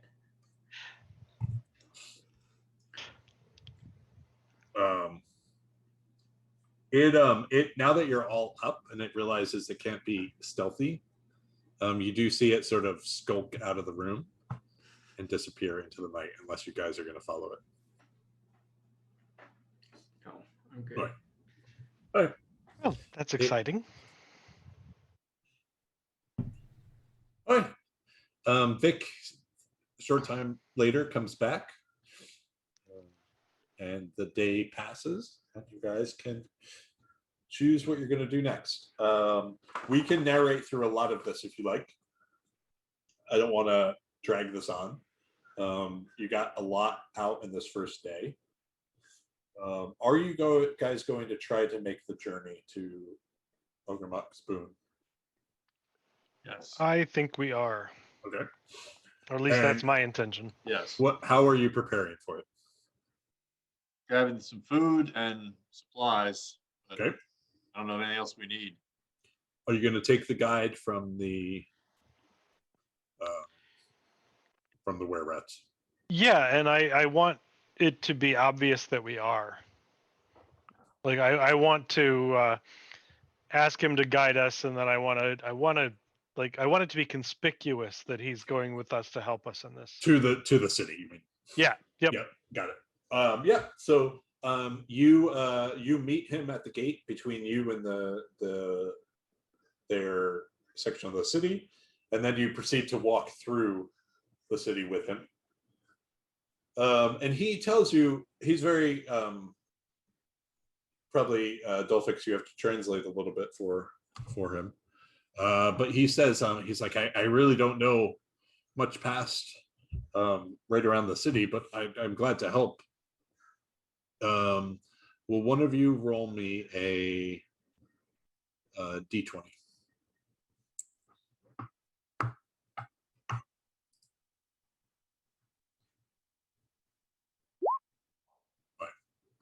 So, as you are walking that day, you see him about midday, maybe a little later than midday. He sort of stops, and he says, "We have to be careful. Up ahead is dangerous." And he sort of leads you over, and you're on a ledge looking down, you see below you. Second, you see below you is oops,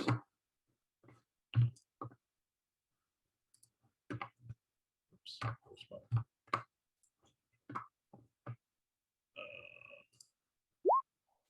you see below you, around sort of what looks like was once a campfire and maybe a camp. You see 4 humanoid figures. They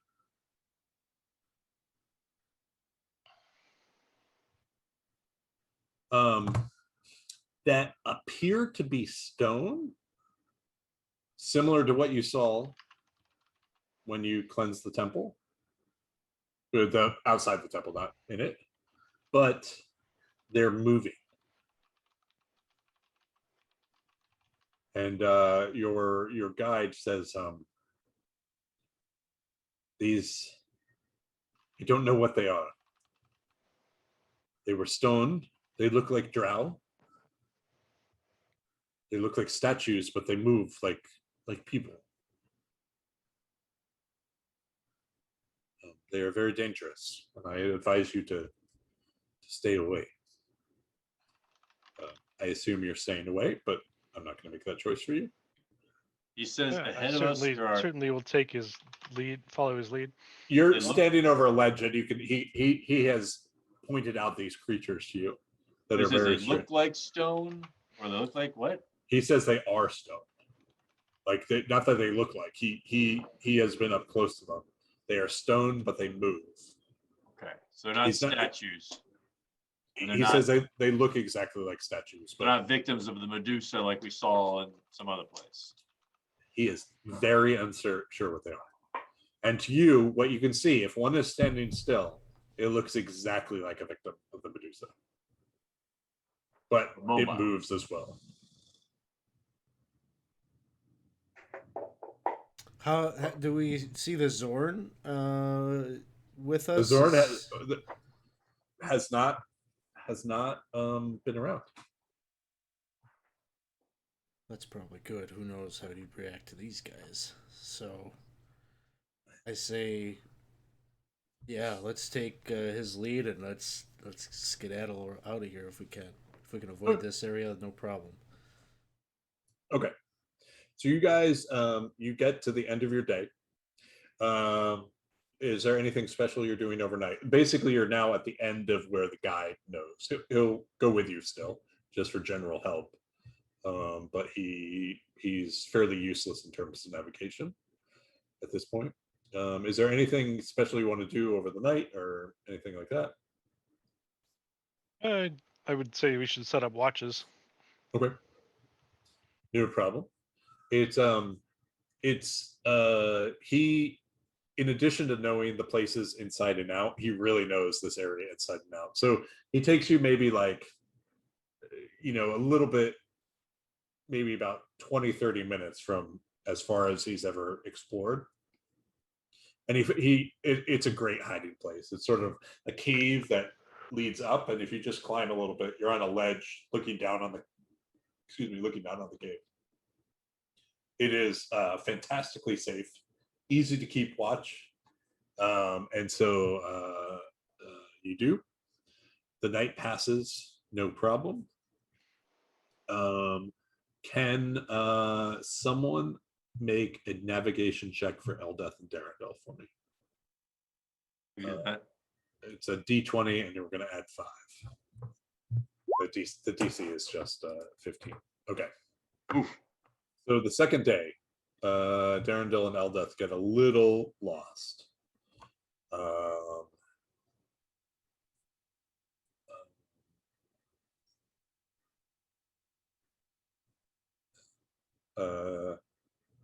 And so they have a little bit of trouble. At some point in the day, they come across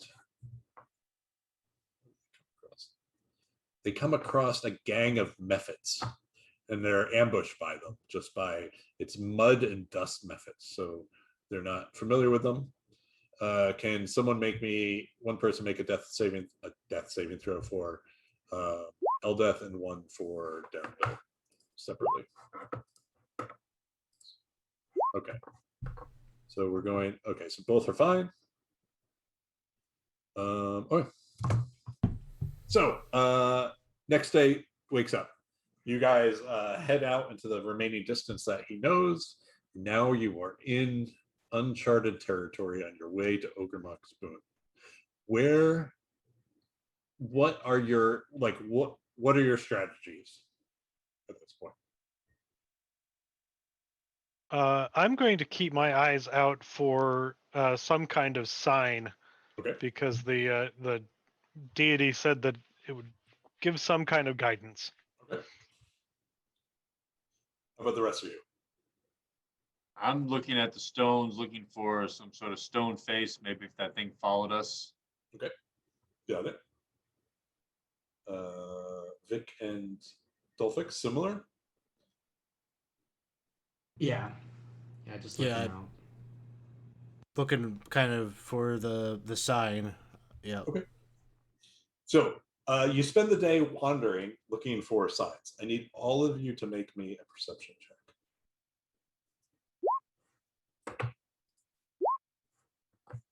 I'm gonna go ahead and use reroll. No, I won't. Vic's got it. Right. If I told you it's a group check, then I would use reroll. Okay. It wasn't really. I'm not going to tell you to get a total of a 13 with a +9. I'm gonna reroll that. All right. All right. That's better. So you guys wander around, and unfortunately, it just doesn't happen. There's many moments where you think you see something, but it does not pan out in any way. And so it's a little frustrating because you spend the day sort of like wandering and little short on temper. It's sort of a crappy day for you guys as you wander around and you just don't find it. Can someone roll me a d20?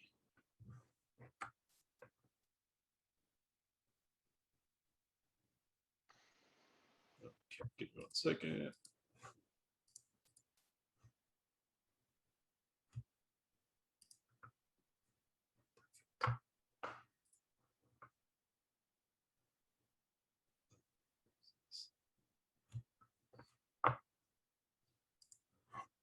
Second.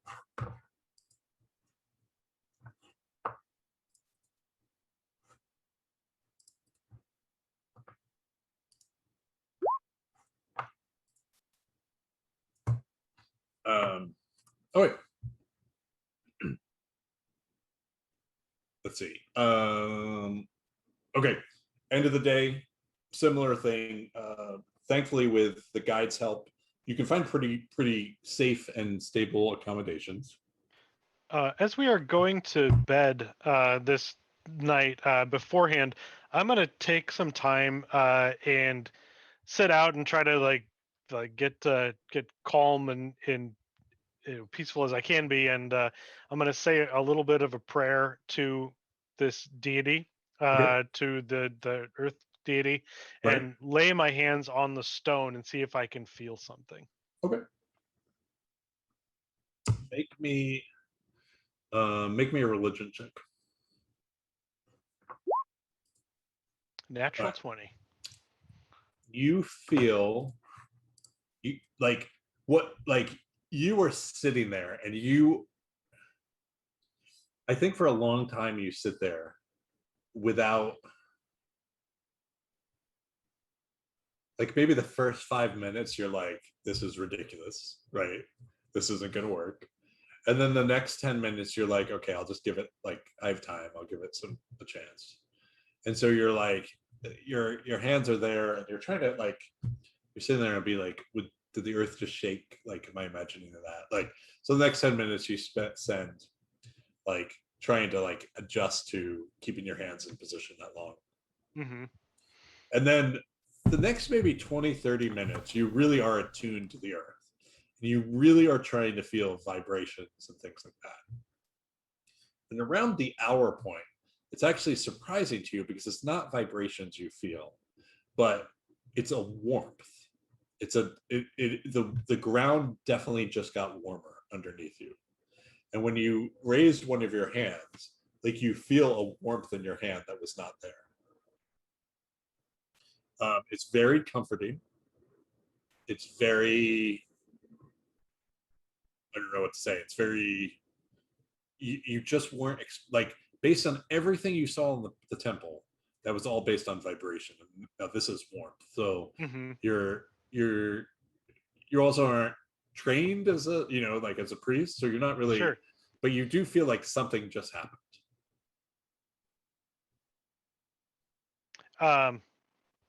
If I run my hand along the stone, does it seem like it's warmer in one direction than another? Does it seem like it's guiding in that sense? No, it doesn't, except it does, like the warmth isn't leaving your hand. Okay. Like the one hand that you lifted, it's still there. Like, and if you feel it on your cheek, like you feel like it really is like your hand is infused with some sort of warmth, strangely. Okay.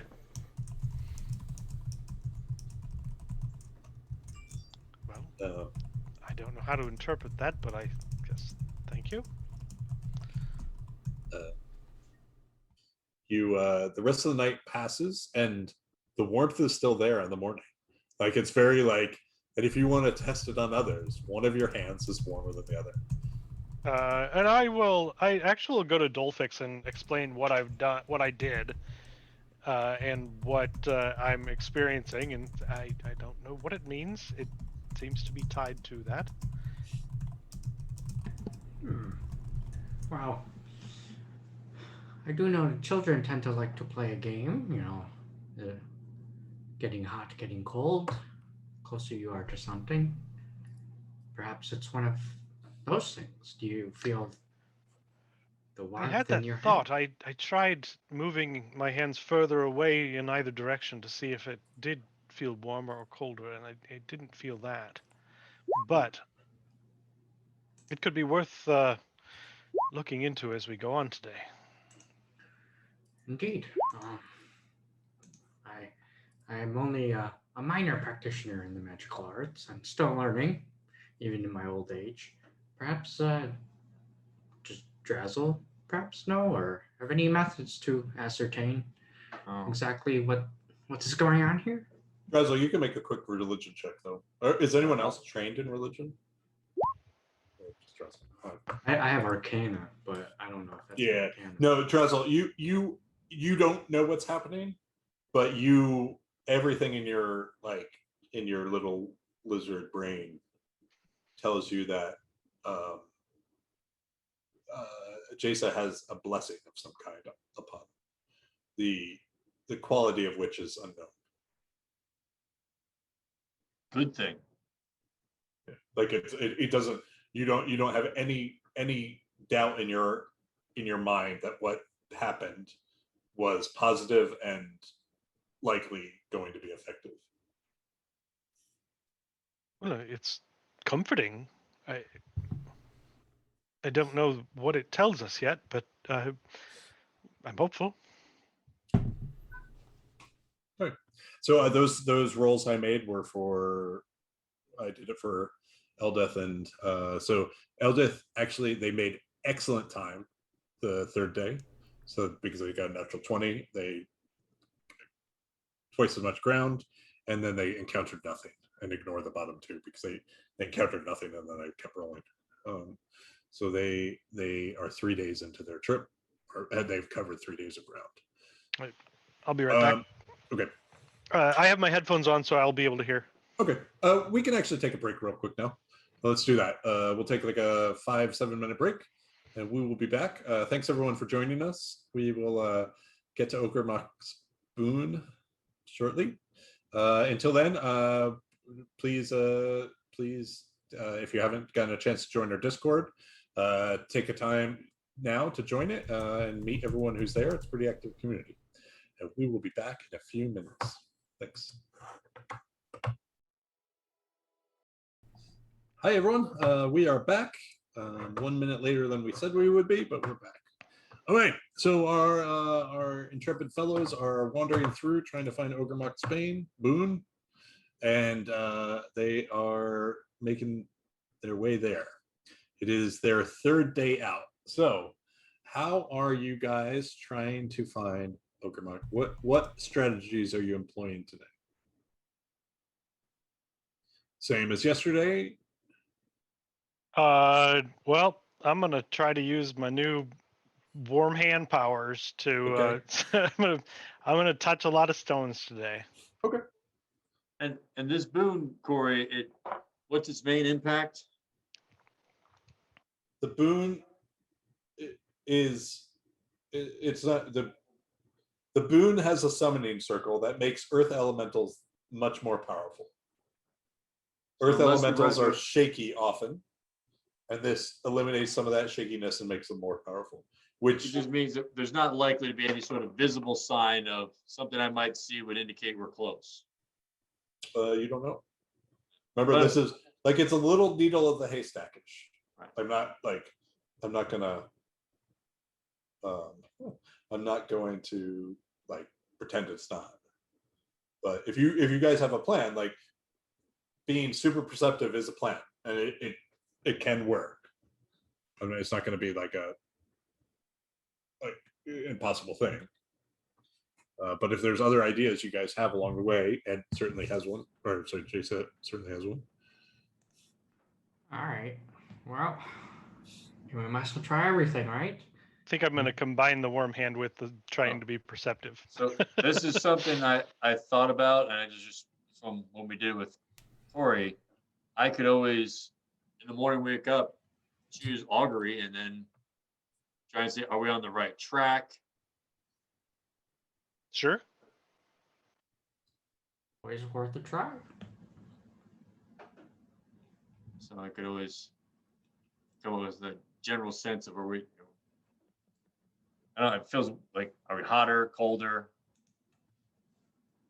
And I've never seen it, so I can't use locate object as a way to try and help improve it because I can't. Says But I describe or didn't name get an the object feeling. familiar to you. It's not I didn't get the familiar. feeling it's an object so much as a place. Yeah, there is a summoning circle in it, but that's more also like a place. It's not. There's not specific objects in it, right? Yeah. Okay. So, warm hand, perceptive. Drazzle, what are you going to do? Augury. That's what I'm thinking about trying to do. Yeah. So think about how you're going to phrase your augury. Yeah, I'm working on it. Dolphix is gonna try something. What is Dolphix going to try? All right. So it's all about vibrations, right? Right, vibrations, like the singing frequencies. He's kind of just mumbling different things out.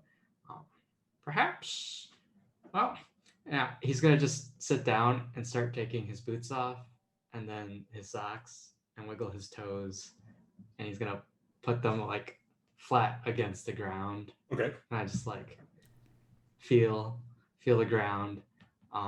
Then he's gonna take his rapier, which he hasn't used since he's got his short sword, and he's gonna stick it point first in the ground, and then he's gonna flick the blade of the rapier to get it start vibrating.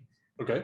But he's casting prestidigitation to get that same musical note that he got when he tried to get the stones to resonate.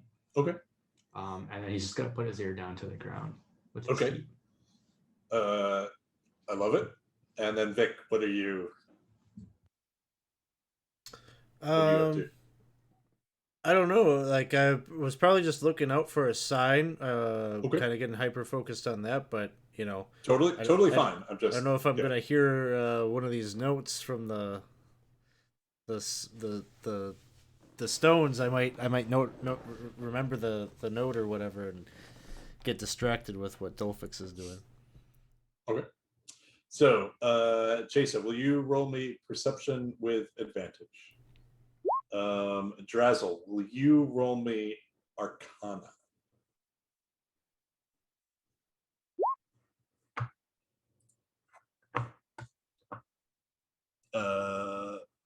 Okay. Drazzle. Oh, did I say Drazzle? I meant Dolphix. Yeah. Sorry, Dolphix, Arcana. sorry, Drezel. I still have to get back to what your thing's going to be. Yeah. Sorry. Okay. Vic. So, Dolphix doesn't seem to have the skill at what you had. Oh, sorry. I was gonna burn a reroll, but Oh no, you can. No, you absolutely can. Go for it. That's Okay, that's is my it- burn reroll. That's your reroll. Okay. Yeah.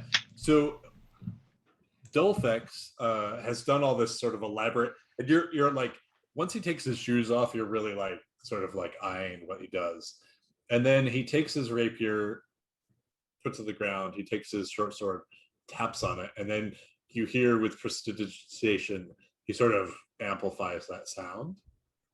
And you actually hear in the long distance a sound ringing back. Both of you do.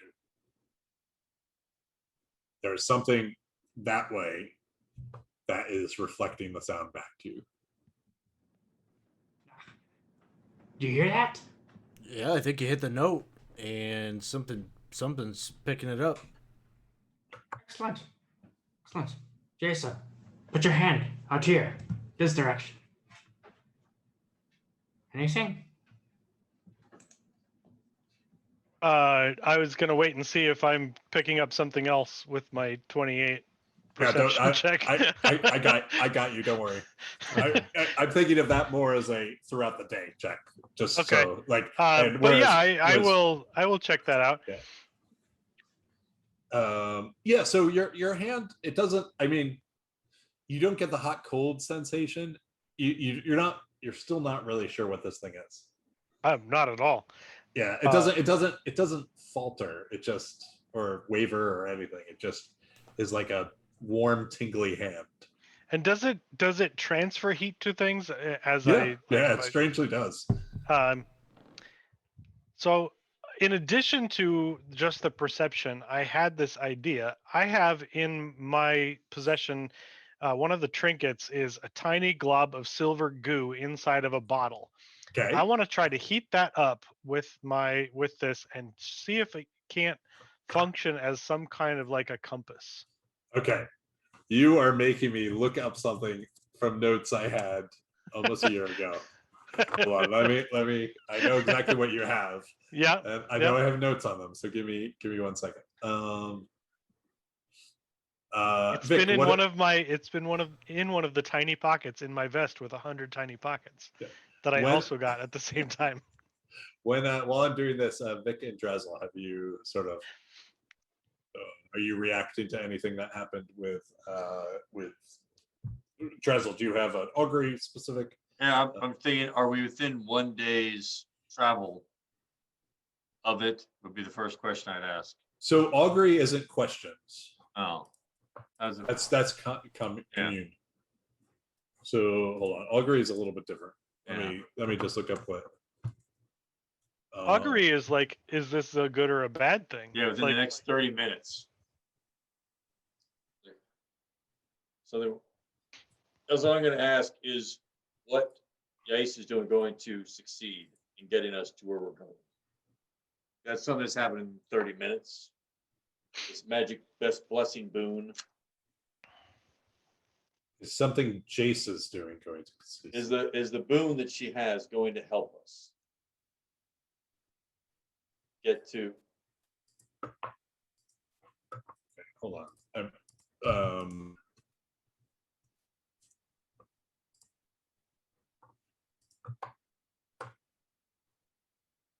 So,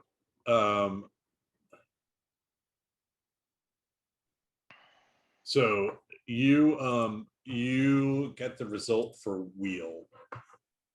So Chase's boon will somehow help. Okay.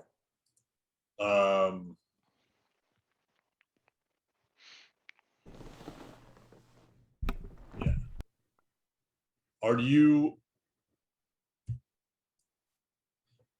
This is all at the start of the day, I'm assuming. Are you guys moving yet? Are you just sort of being static while you do all this? Are you still looking? Are you following the sound? What's going on with the rest of you? Yeah, I mean, once Dolphix finished his little thing, yeah, he would have wanted to start moving in that direction. Okay. Does everyone agreed with that? Yeah. Okay. So Drazzle or Dolphix, you can follow the sound, right, in the direction you know, but your ritual is a little time consuming. Not entirely, but it is a little time consuming. And Vic, I think you realize that you could probably help here. Yeah, absolutely. As soon as Dolphix has figured out that this is we've got a lead, you know, I'll either with probably with my voice, because that's what I've practiced with at the Stones. I'll try to aid in any way I can, kind of projecting out that note as loudly as I can without wearing out my voice, since we got probably a ways to go. Can you just make me a performance check?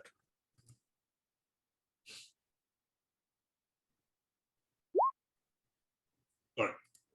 So you wander through, and Vic, you have some success making things in front of you well into the darkness vibrate back at you, but it's not like a perfect success. So you guys are wandering, and Vic, you're probably by near the end of the day getting a little frustrated until Jasa, you spot it. And you are looking straight ahead of you, and there's a patch of bioluminescent fungus that are almost in a wreath format. And there's just empty stone face. And you clearly see a face looking back at you in the stone. I will point that out. And as you pointed out, when you turn back to look at it, it is clearly, there's a finger pointing in a direction. Well, that's almost irritatingly obvious. But by the time like you turn around to say that, and by the time you turn back, it's gone. Yeah. So. How high up on the wall is it? Could I walk up and put my warm hand on it? Your warm hand is no longer warm. Oh, okay. Like that's what that at that point you realize your warm hand is it's gone. Well, I'm going to put my now cold hand on it and try to say the same prayer. Okay. And you do feel vibrations this time. Like you feel like a Galabdor high five from into the stone. All right. And I like to think that Galabdor was like dabbing. Like that's how I like to imagine he was, but you can never be sure of that. So so you have a lead. You have a big lead. Between the stones vibrating and Chase's like supreme check, you have found the way. You're not there yet, but you are much more confident than you've been. So it's going to be another night out in the wilderness. So I need everyone to roll, or I need one person to roll a d20 for you guys. And then we'll move to the other two. Okay. Second about that. All right.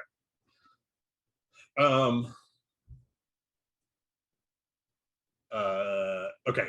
So can someone roll me the navigation check for the two of them?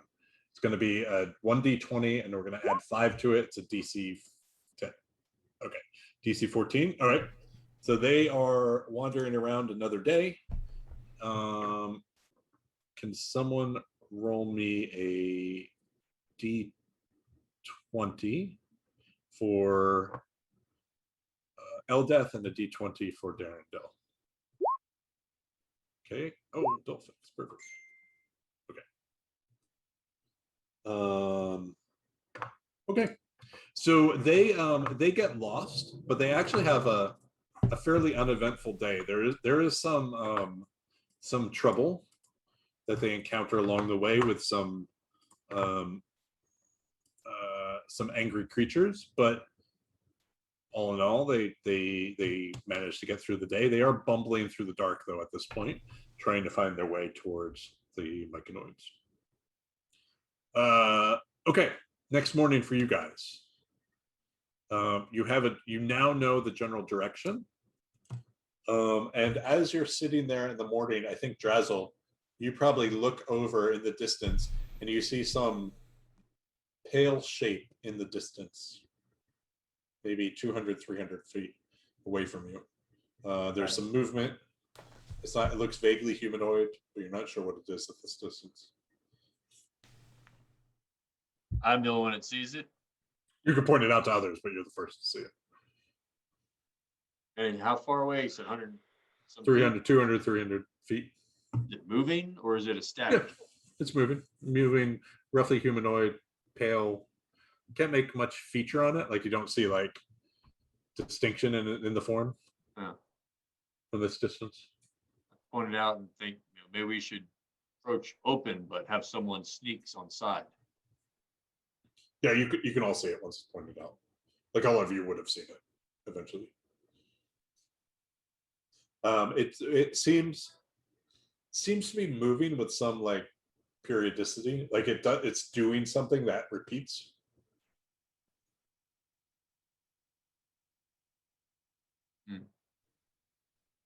I think we approach closer. What? So you guys pick up your stuff and pack up, and so you head up. And maybe when you're about 100 feet away, you see its ghost, and it is doing something, but it appears to be doing something that you can't see the results of. Like it seems to be manipulating objects that you don't see.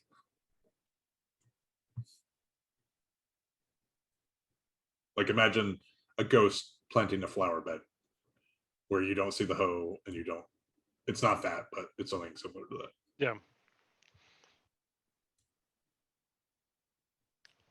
Do we approach? I suppose we could. Or is ghost? Ghost not good, but some ghost good. We've had experience with friendly and helpful ghosts.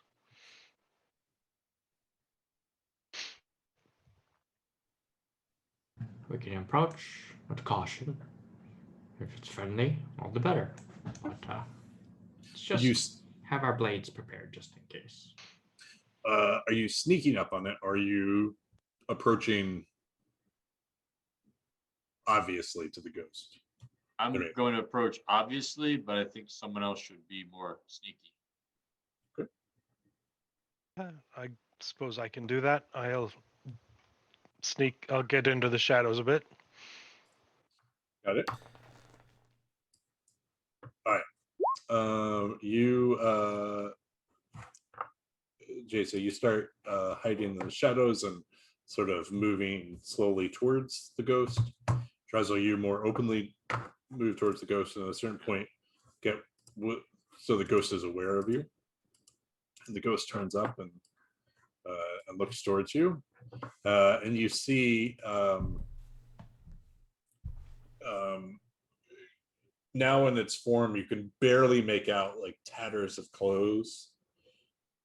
Barely. They're slight different shade of ghost than the ghost itself.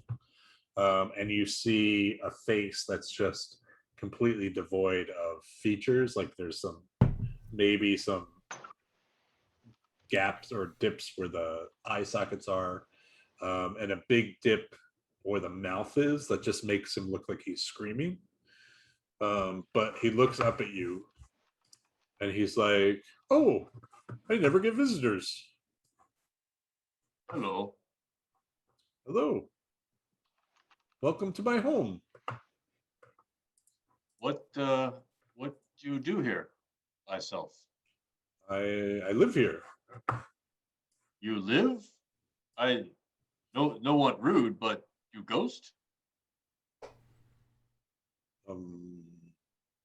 I don't think so. I've lived Can here I- all my life. kind of stick my finger out, like to try to see if I could touch him.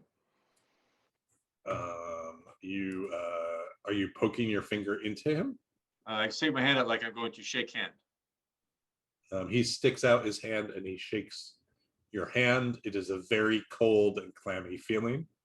You have nothing to grasp onto. Okay. Okay. What do you do out here? Oh, nothing. I'm just a simple farmer. Okay. Raise some mushrooms. You have friends, neighbors? Oh, my friends, they haven't come around in quite a while, I'm afraid. We don't get too many visitors up at these parts. What is the name of place? And he looks up like he's looking up in thought. He's like, oh, my mind these days, I just don't remember. It'll come to me. My name's Drazzle. What your name? I'm a little embarrassed. I mean, it's been so long since I used a name. You can call me Farmer. Okay.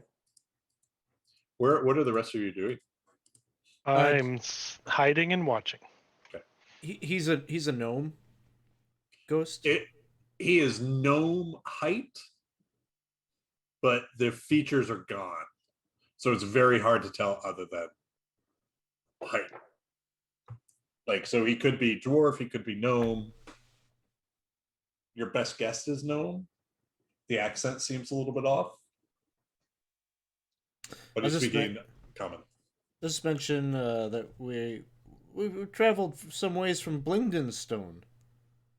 Kind of trying to see if he knows that name. Blingdenstone. Oh, it's been many years since I've been to Blingdenstone. How is the city these days? Oh, it's doing well. There's a big effort to rebuild the city.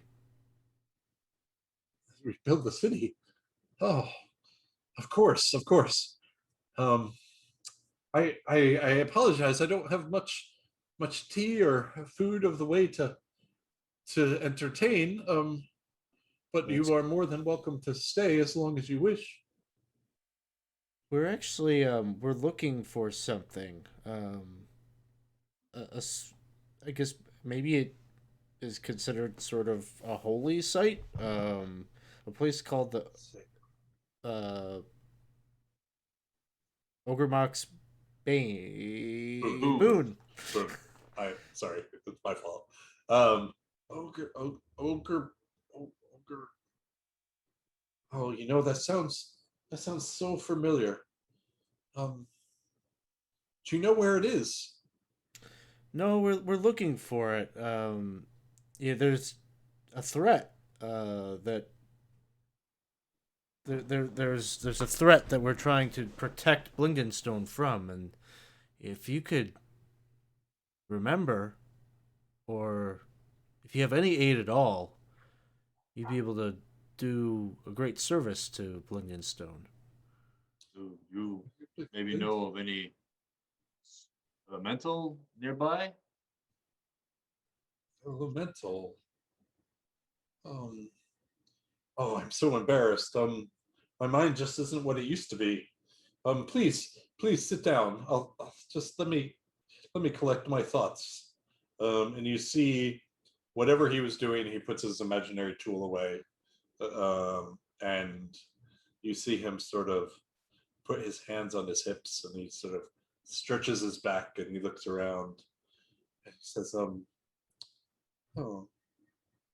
He's like, "Well, the last person who came through here, they went that way," and pointing in the general direction that the face pointed Jasa. seem to remember. I seem to remember they said something about elementals. I really apologize. It was so long ago. You remember anything about this person or whoever it was? I don't. I believe they were coming from Blingdenstone. Maybe a minor. I apologize. It's been so long, and my mind isn't what it used to be. And I'm so embarrassed. I don't have tea or anything really to offer. Well, My wife, she used to make lovely pastries. That was a long time ago. That's quite all right. I imagine we don't have too much time to receive your hospitality. We do need to. We're on sort of urgent business. I understand, and I will not keep you. Please, if you're in the neighborhood, you're always welcome. I do hope you'll pay a visit. It's so rare these days we get visitors.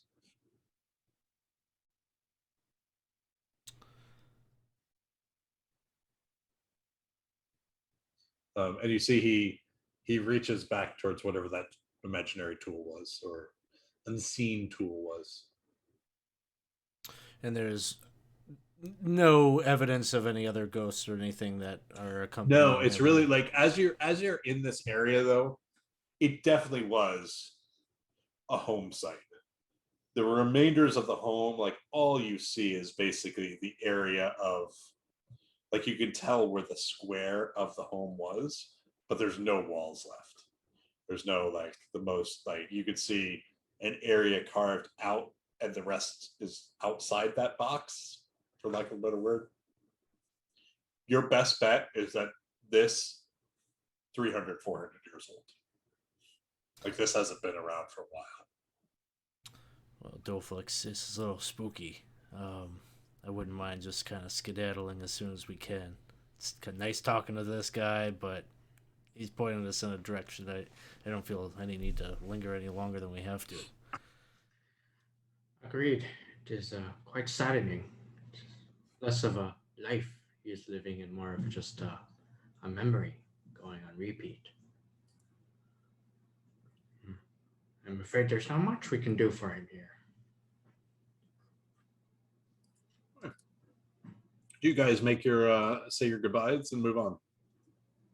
Yeah, I think so. I don't know. I don't even know if I say goodbye. He's probably wrapped back up into his farming. He'll forget. Yeah. Okay. On the last day, I just need you all to make perception checks with advantage because you now have 2 signs pointing you in the right direction.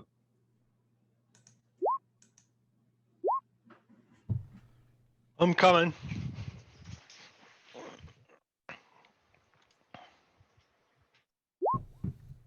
Okay, so here is what you see. Let me just find it.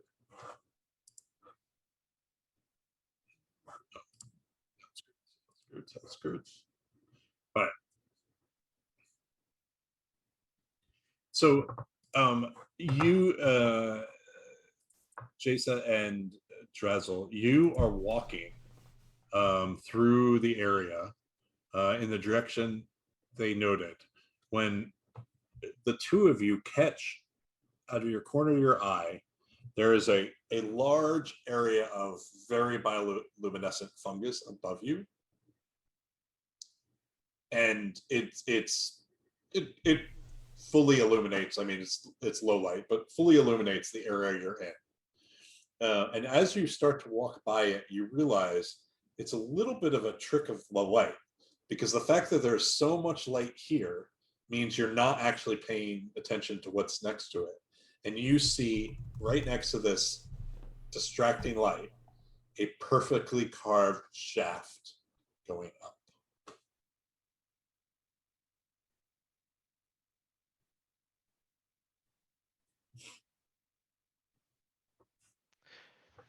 Well, that's interesting.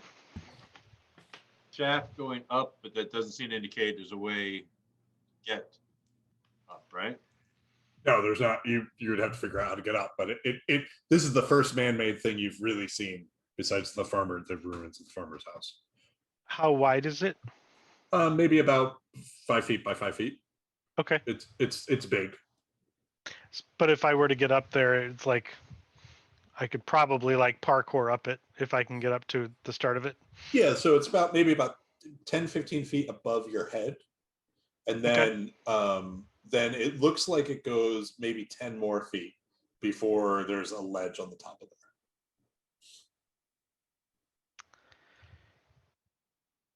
there. Well, Like any those of you, thoughts? yeah, those of you who have not Dimension Door, the other one. Misty Step? Yeah, like you could jump up there easily. You can see the ledge with enough light. On me. Or other routes, I mean, if you... Do we climb it? Or is it too smooth? You just need a way to get up to the, like, because it's maybe 10, 15 feet to the bottom of the shaft. Gotcha. So you can do an elaborate, like, 3-person on top of each other thing, but... Mm-hmm.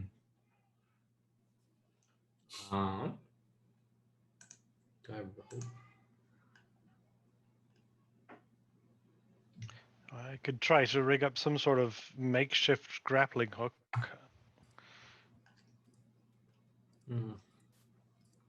I don't have anything that will be particularly good for that. A few daggers.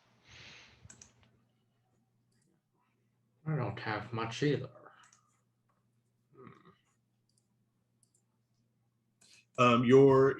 Your guide would probably have like basic climbing equipment if you need that. And Just for is it? general. And did you say that it like the opening is above open air? Is there anything Yes, to climb exactly. against? Okay. No, there doesn't seem to be. Like, you strongly, because the people who use the circle were all wizards. You Mhm. strongly believe magic was used to get up here.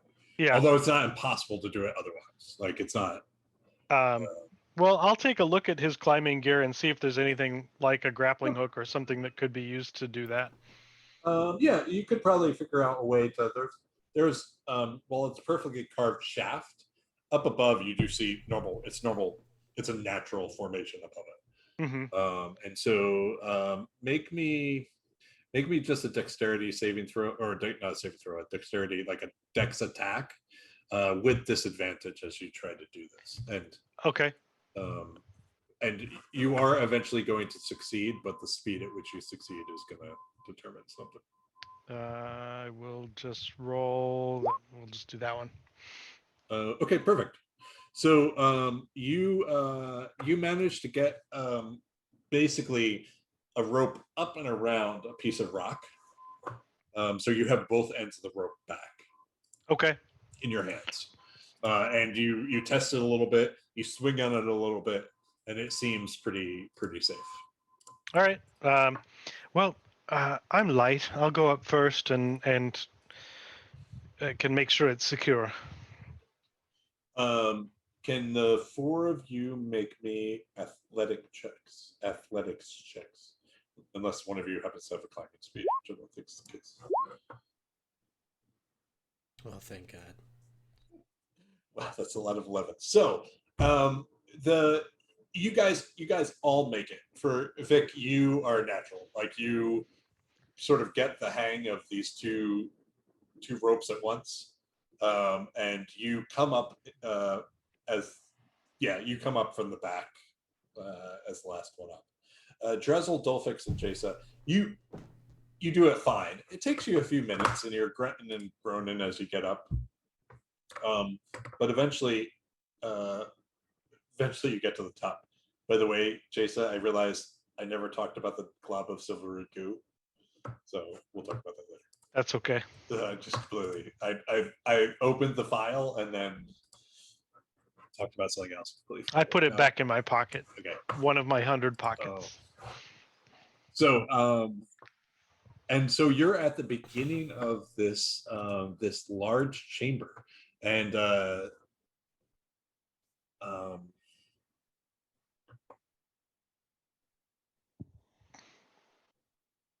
see. So as you are walking into the chamber, you see a little bit of a familiar sight. You see near, like maybe 10 feet in front of you, you can see some broken statuary. Very, very distinctly reminiscent of what you saw near the Medusa. Do we see any faces in it? Like, what do you mean? Like Galadura faces? Yeah. No. It's just statues, like broken statues. Statues like the ones we saw moving about in the. These are neither. These are broken and they are not moving. So they're like partial statues. But humanoid sized. Humanoid Not size. They're all massive humanoid. Okay, not like big ornamental statues. Nope, they are. Yeah. I go look for anyone that might have a actually, head. I'm sorry, Drezel. You actually, they're not just human. You notice near your feet there is like a statue of a small spider.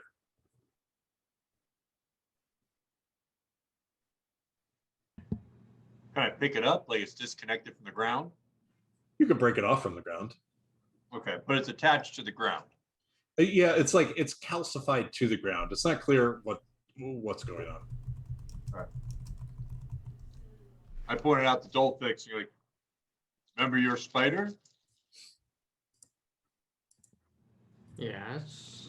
We could break this off. You have spider again. Does this spider have a white glove? No, has no stone white glove though. This is not the same spider. Are there other statues that are not broken, or there's like we're in a statuary garden? I am going to draw my weapons and listen. Okay. Let me do some stuff. Can you roll me a quick perception while you're doing that? Yep.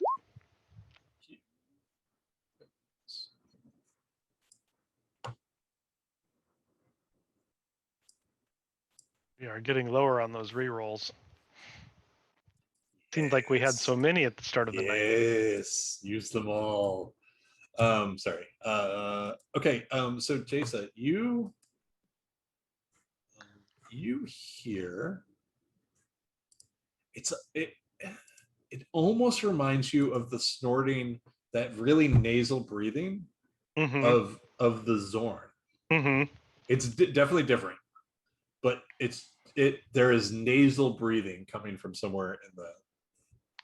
I will whisper that there are creatures here somewhere.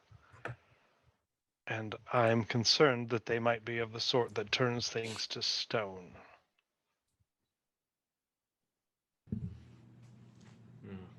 All right, I will draw my sword as well.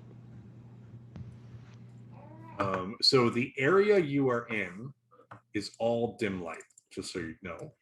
There are little patches of glowing fungus, but I stress little. And so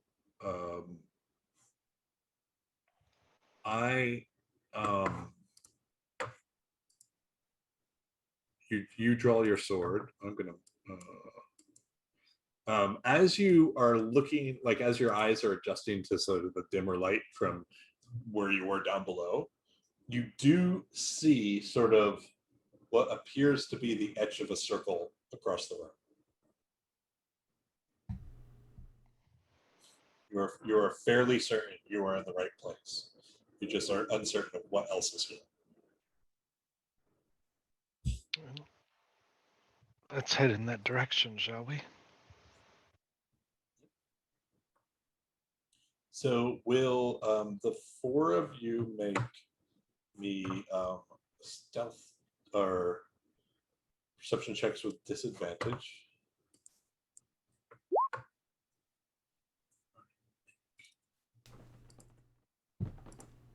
Here, oh, he has nothing.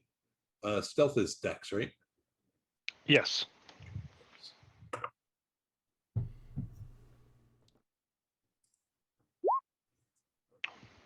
Okay.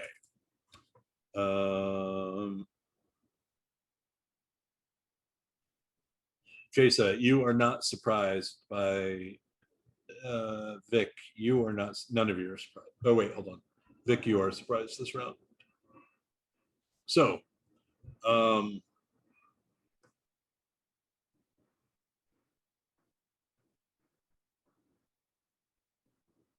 not really sure how to do this. I guess I have to do a group surprise, right? Because I can't resolve this individually.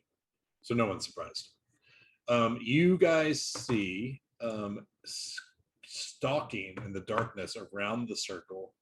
You see something that Drezel's probably very familiar with, but all of you are probably somewhat familiar with.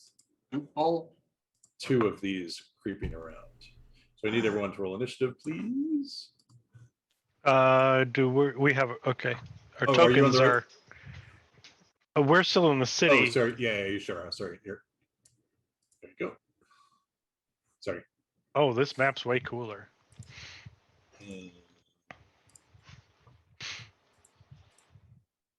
So there's no way. So.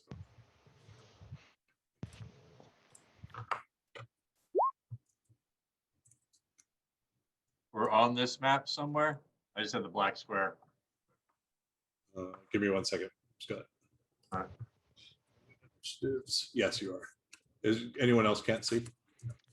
I can see. It's a good map. Just gonna reload the page, see what happens. Yeah, reload the page because I'm not. You should be able to see, but I can move you like one.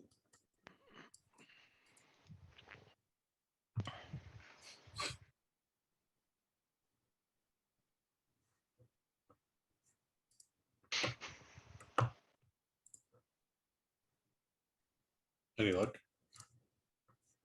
It's shrinking it down. Maybe I'm in a different spot. Nope, still all black for me. I see the ping, but I don't see anything there. Oh, that's why. Hold on. Let's see what's going on. For some reason, you are not. How about now? No. Oh, because you're not Dolphix. No. Hold on. It's been that sort of day. How about now? Nope, big black square. I see the ping, but I don't see character for me. Oh wait. How about now? I just reloaded the page to see if anything popped up. I see the turn order.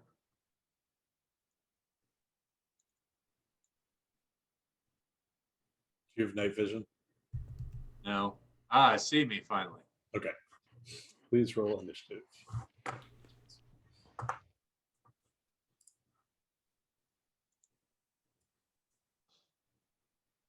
Okay. So, Drezel, you see skulking in the dark, these two creatures they were trying to get behind you, but they failed. Thanks for the raid. I'm Butterby. Just out of curiosity, I see my character on a massive field of black. I don't actually see any map. That is a function of your browser. Okay. There's no reason what you're saying should happen. Oh, hold on. Let me.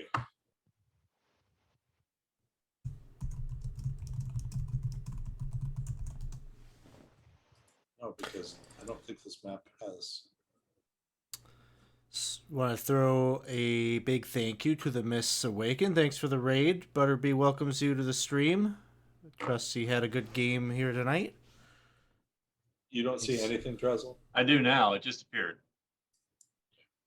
All right, Dolphix, you are first. Ooh, okay. Let's see. Wow, they're so far away. All right, I'm gonna move.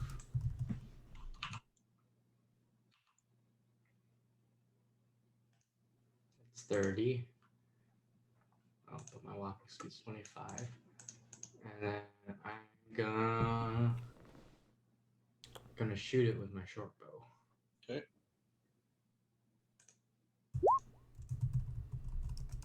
15 to hit. Second.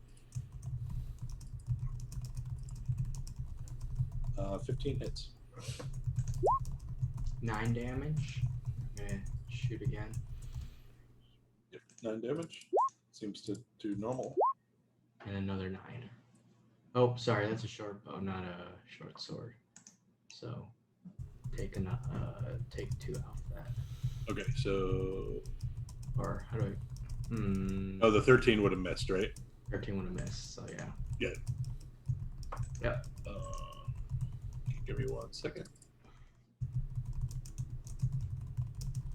Okay. Got it. Drazel, now it's your turn. Am I correct? Am I correct that because this is all dim light, those of us without dark vision are at disadvantage on attacks? Yes, you are. Correct. Okay. Like it should be obvious where it's not like right on top of the fungus. I'm going to allow you things to be seen, but Okay. In the periphery, no. It's dim light in the periphery. Okay. I was gonna do spiritual weapon at the one to my south. I'll give you a spiritual weapon. Drag on. Ages ago.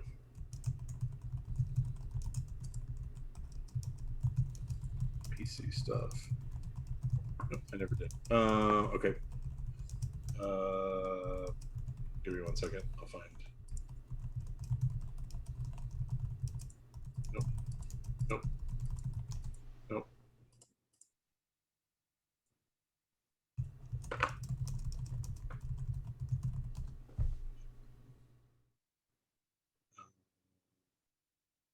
For now, you're just going to use Moonbeam. Where are you going to go? The one directly south of me. Okay, yeah, it can go that far away from you. It's 60 feet. I can cast it. Got it. Perfect. Oops, sorry. Okay, we should be able to move this in a second. 1 second.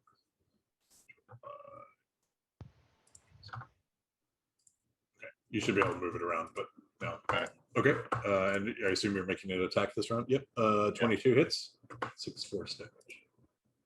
Okay. Are you moving or anything? Joseph? No, I'm staying where I am because I can't really see. Right. Okay. Yep. You can see shapes. You just can't. Yeah. Like it's dim light. You can see them. You're just gonna have disadvantage on things that require attack rolls. I'm gonna wait. Let them come to me. I don't really know what I'm facing. I'm just gonna remind you that you can cast things like Sacred Flame. Or light. Yeah, or light.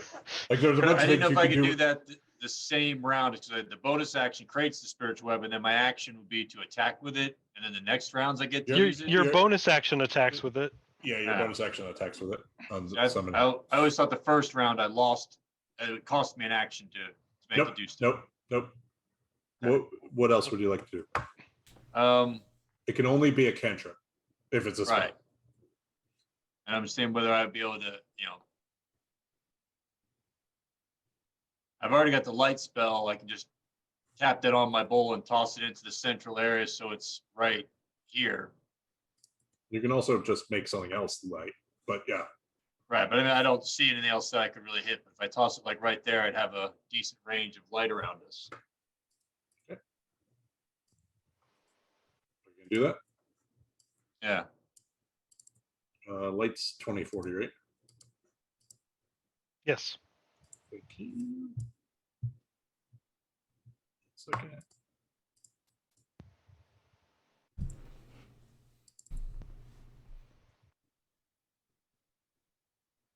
It's not. Can you guys see that? No. I guess. Oh, you can't. If you don't have lighting on, it's not gonna. Yeah, it's not gonna do anything. I'll just do it aura. Which you should be able to see. Can you guys see that? No. No. Yeah, I definitely do. I don't see anything yet. Yeah. Oh, there it is. I see that. Okay. That's the light. Okay. Vic. Vic's gonna pull out his mirror Mm-hmm. and look into the mirror, and he's just gonna kind of moonwalk this way. And now it's light out, but he's looking at Jasa, and he was before this light came on, gonna say, "You probably can't." Well, oh, now you can see this. So look at this face, Jasa, because this face believes in you. And I'm gonna give Jasa a little bardic inspiration, Okay. and simultaneously, I'm looking in that mirror, looking to drop a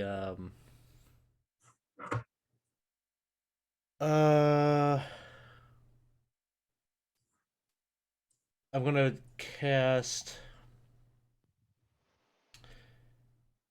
I was gonna do Cloud of Daggers, but that's probably a bad idea right there. I'm just gonna do Fairy Fire on that one. Fairy Fire. Okay. Dex saving throw. It's terrible at dexterity. Oh, but I made it.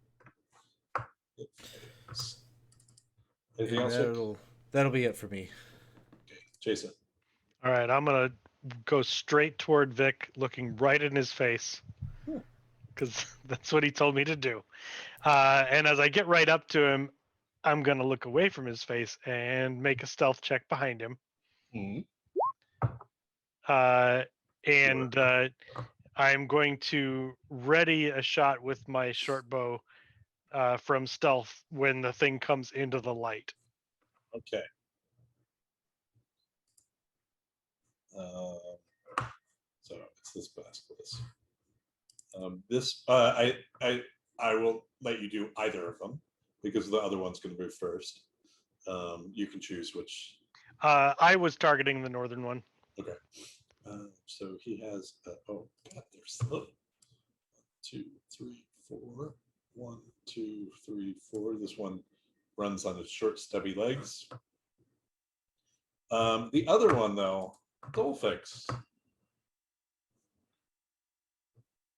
Please, can you make me a Constitution saving throw? I would gladly. Dolphix, your eyes just barely catch this basilisk. Oh no. And you feel a weight upon you. Thankfully, it passes. Aha. But you realize you might have been a little too cavalier. And I'm going to What do you shoot mean? once it steps into the light, yeah, please do. so I can get my It does get up advantage to Dolphix. Hits. and sneak attack. So 12. And minimum damage, so 12. Flies in. It does total damage. No problems. Dolphix, it is your turn. Okay, I'll take out my short sword this time. Yeah. With Booming Blade. Miss. That is a miss. Yeah, it's 15. Second one. Also misses. All right. Anything else, Dolphix? Oh. Drizzle. All right, I'm trying to. What's the best way to re-roll the damage on that? Just cast it again. Sure. If you click on the word spiritual weapon up there, it might do the damage. Up where you cast it before. Yeah, it That's didn't how a lot of highlight. those.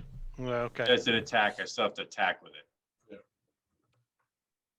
Just make sure it doesn't spend a spell slot. Yeah. Yeah, just fix it. I mean, this is how far can it move in a turn? 30? 30. Okay. So you should be able to move it yourself, but let me know if you can't. Yeah. I think you can move it. I think set it up correct. Perfect. Okay. That hits though. So 5 force damage on this one. All right. Yep. I'm gonna try and hit it with a little bit of Toll the Dead. Okay.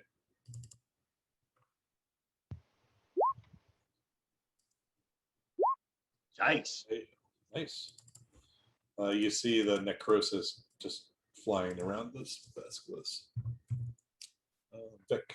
And I'm just going to back up to where the rest of my group is. Feeling rather isolated.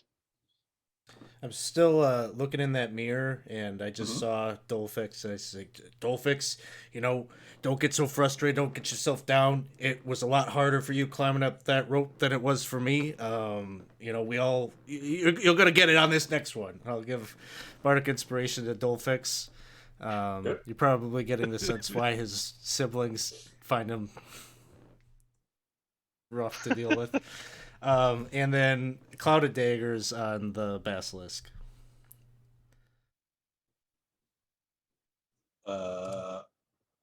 Okay. Cloud of Daggers is just this one. And that'll be at the start of their turn. But there's the damage for when it comes around. All right. Jason. I'm going to run back, duck behind Drazzle to make my stealth check. Okay.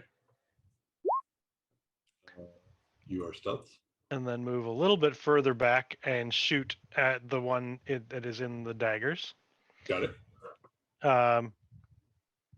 Actually, I'm going to shoot at the other one because I think the daggers might do the trick for us. That hits. So 22 damage. That one's dead. Anything else, Jason? Nope, that's it. Okay. So daggers is there's no save, right? It's No, just 12. 12.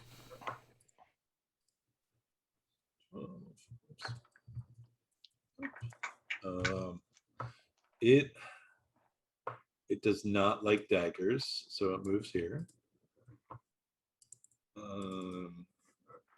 But it also doesn't like Dolphix, you attacked without a mirror again, didn't you? Yeah. Please make me a Constitution saving throw. Tempting fate, that's all. You Good number. But it does try to bite you. 18. No. Dolphix, it's your turn. I'm gonna hit it again. Booming blade. I'm not using a mirror, but I'm hoping I'm far enough away. Yeah, you are. And it can only do it to one person. So 15 damage. I'm gonna pretend I don't know that. How much? Sorry? 15? It's still up, but it has huge wounds all over. That misses. Doesn't. All right, I've got 30 feet of movement, so I'm going to move this to right here. Perfect. And see if I can get another hit on it from there.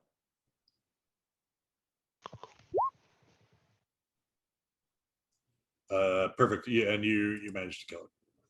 All right. Not anything particularly powerful. Okay. So pick up my soup bowl. The everything gets really quiet. And you get the feeling that perhaps the threat is over. You look in front of you and you do see it's probably was in better shape 300 years ago. But in front of you appears very like Dolphix, especially you have been around summoning circles. This is a very intricate summoning circle. Does it appear broken or anything? It doesn't appear broken. It just needs a little bit of upkeep. Can I do If I recall correctly, finding it was the trick. Right. They just needed to summon here. So we've done what we set out to do. And more so because we made it safer. Excellent. Drezel, what were you going to say?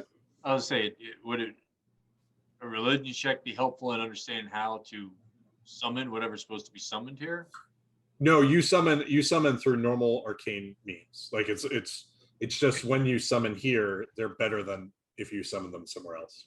And we've been told that this is the benefit of this is that the summoners from the Swiftniblin can come here to summon the earth elementals. Right. Um, would you like to do anything before you leave? You know where this is. I guess I would maybe kind of want to check out just to make sure this hasn't been, defouled in any way. All these other places that we've been to, there's been things haven't been all exactly what they seem. So if I can check out just to see if there's any abnormalities that. Any of you who want to do that, please make an investigation check. I can certainly help with that. Employ my Arcana. Sure. Look. Oh, Yeah. All right. So Vic and Jason, you just don't have enough experience, but like the architecture of it, it looks like the only things that like there are mushrooms growing in places and things like that, and you're just not really sure if that would affect them, like, or do they just need to be cleared off, etc. Dolphix, everything for you, sort of their arcane symmetries, they are all on point still. You're not worried about it at all. Drazzle, you are walking around and you smell a very strong, very acrid, very, very lizard-like smell coming from the darkness a little bit to the left of the circle. Okay. Left as I look at it. Yes. Okay. Like due east of you right now on the map. I point that out to everyone that I think there, something over here seems odd. Like lizard. It reminds you very much of your pod. Smell familiar BO.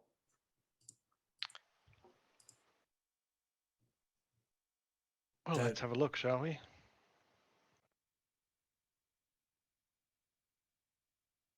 All right.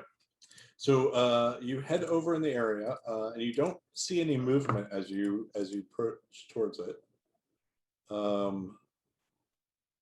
But as you get closer, you see. I'll try to draw it here. You see a smaller stone or a smaller circle in the dirt, made of pulverized stone, and in the middle, you see three about a half-foot diameter spheres, gray spheres in the middle of the circle.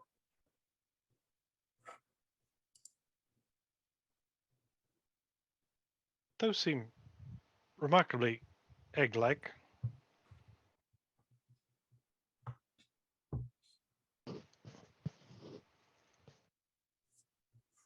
Anyone familiar with these? What these might be, or what might hatch from this? I'd hazard a guess that it's the creatures we just fought. Good guess. There were two of them. Could easily have been a mating pair. Well, We could take the eggs. Yeah. I wouldn't be surprised if such things have value.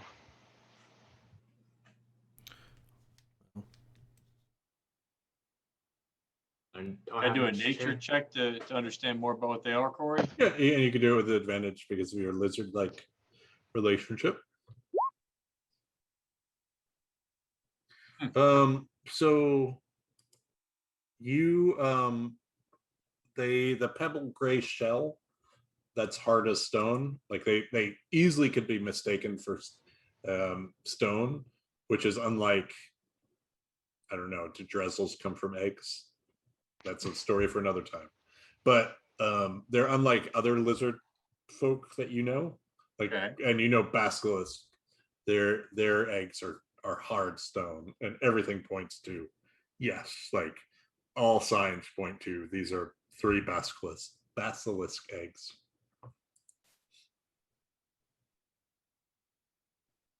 Okay. How heavy are they? 20 pounds each. And as you sort of feel that up, they definitely have a light warmth to them. Like they're definitely alive.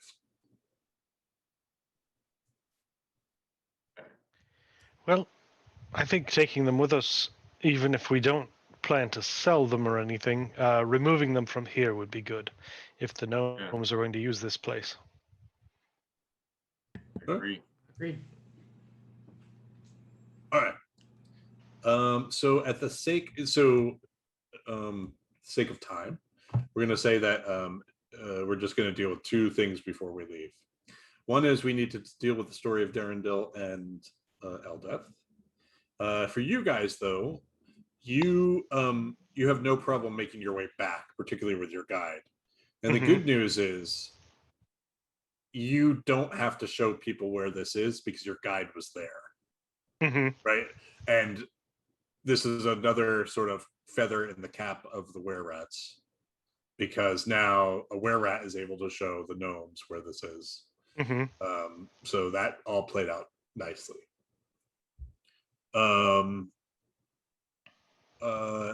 no problem getting back to the city. You found Entomoc's boon again, and which is a boon to the entire city, which will allow it to grow faster, but it'll also more immediately allow you to a little bit more strength going into the Battle of Blingdenstone. Can someone make me for Eldeth and Darendil a navigation check? It's going to be D20, and we're going to add 5, DC 15. I'm getting them lost as best I can. Yep. Oh man. Okay. Can someone roll me 2, or I need death saves for them. Death saves. Okay. Both. Oh, they've had a rough day. They sure have. So they spent the entire day running from your old friends, a pack of drow. And so they were injured along the way. It wasn't great, but they did the best they can to evade them and to get away. Let's make another. Maybe Drazzle doesn't want to make it. I'm not going to roll this one. The navigation check. Alex, you wanna roll this one? Okay. Okay, perfect. They find their course back. So they are doing good. They still have one more day to go, assuming they can make the check. Make one more. Someone makes one more navigation check for them.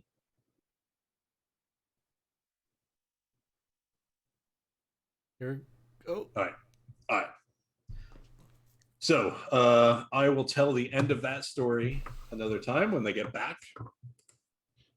But they are able to. What I will tell you is they are able to meet up with Rasharu and the Myconoids, and they at least are at the point where they grab the needed equipment and they start to make their way back. What happens after that, I'll tell you guys later.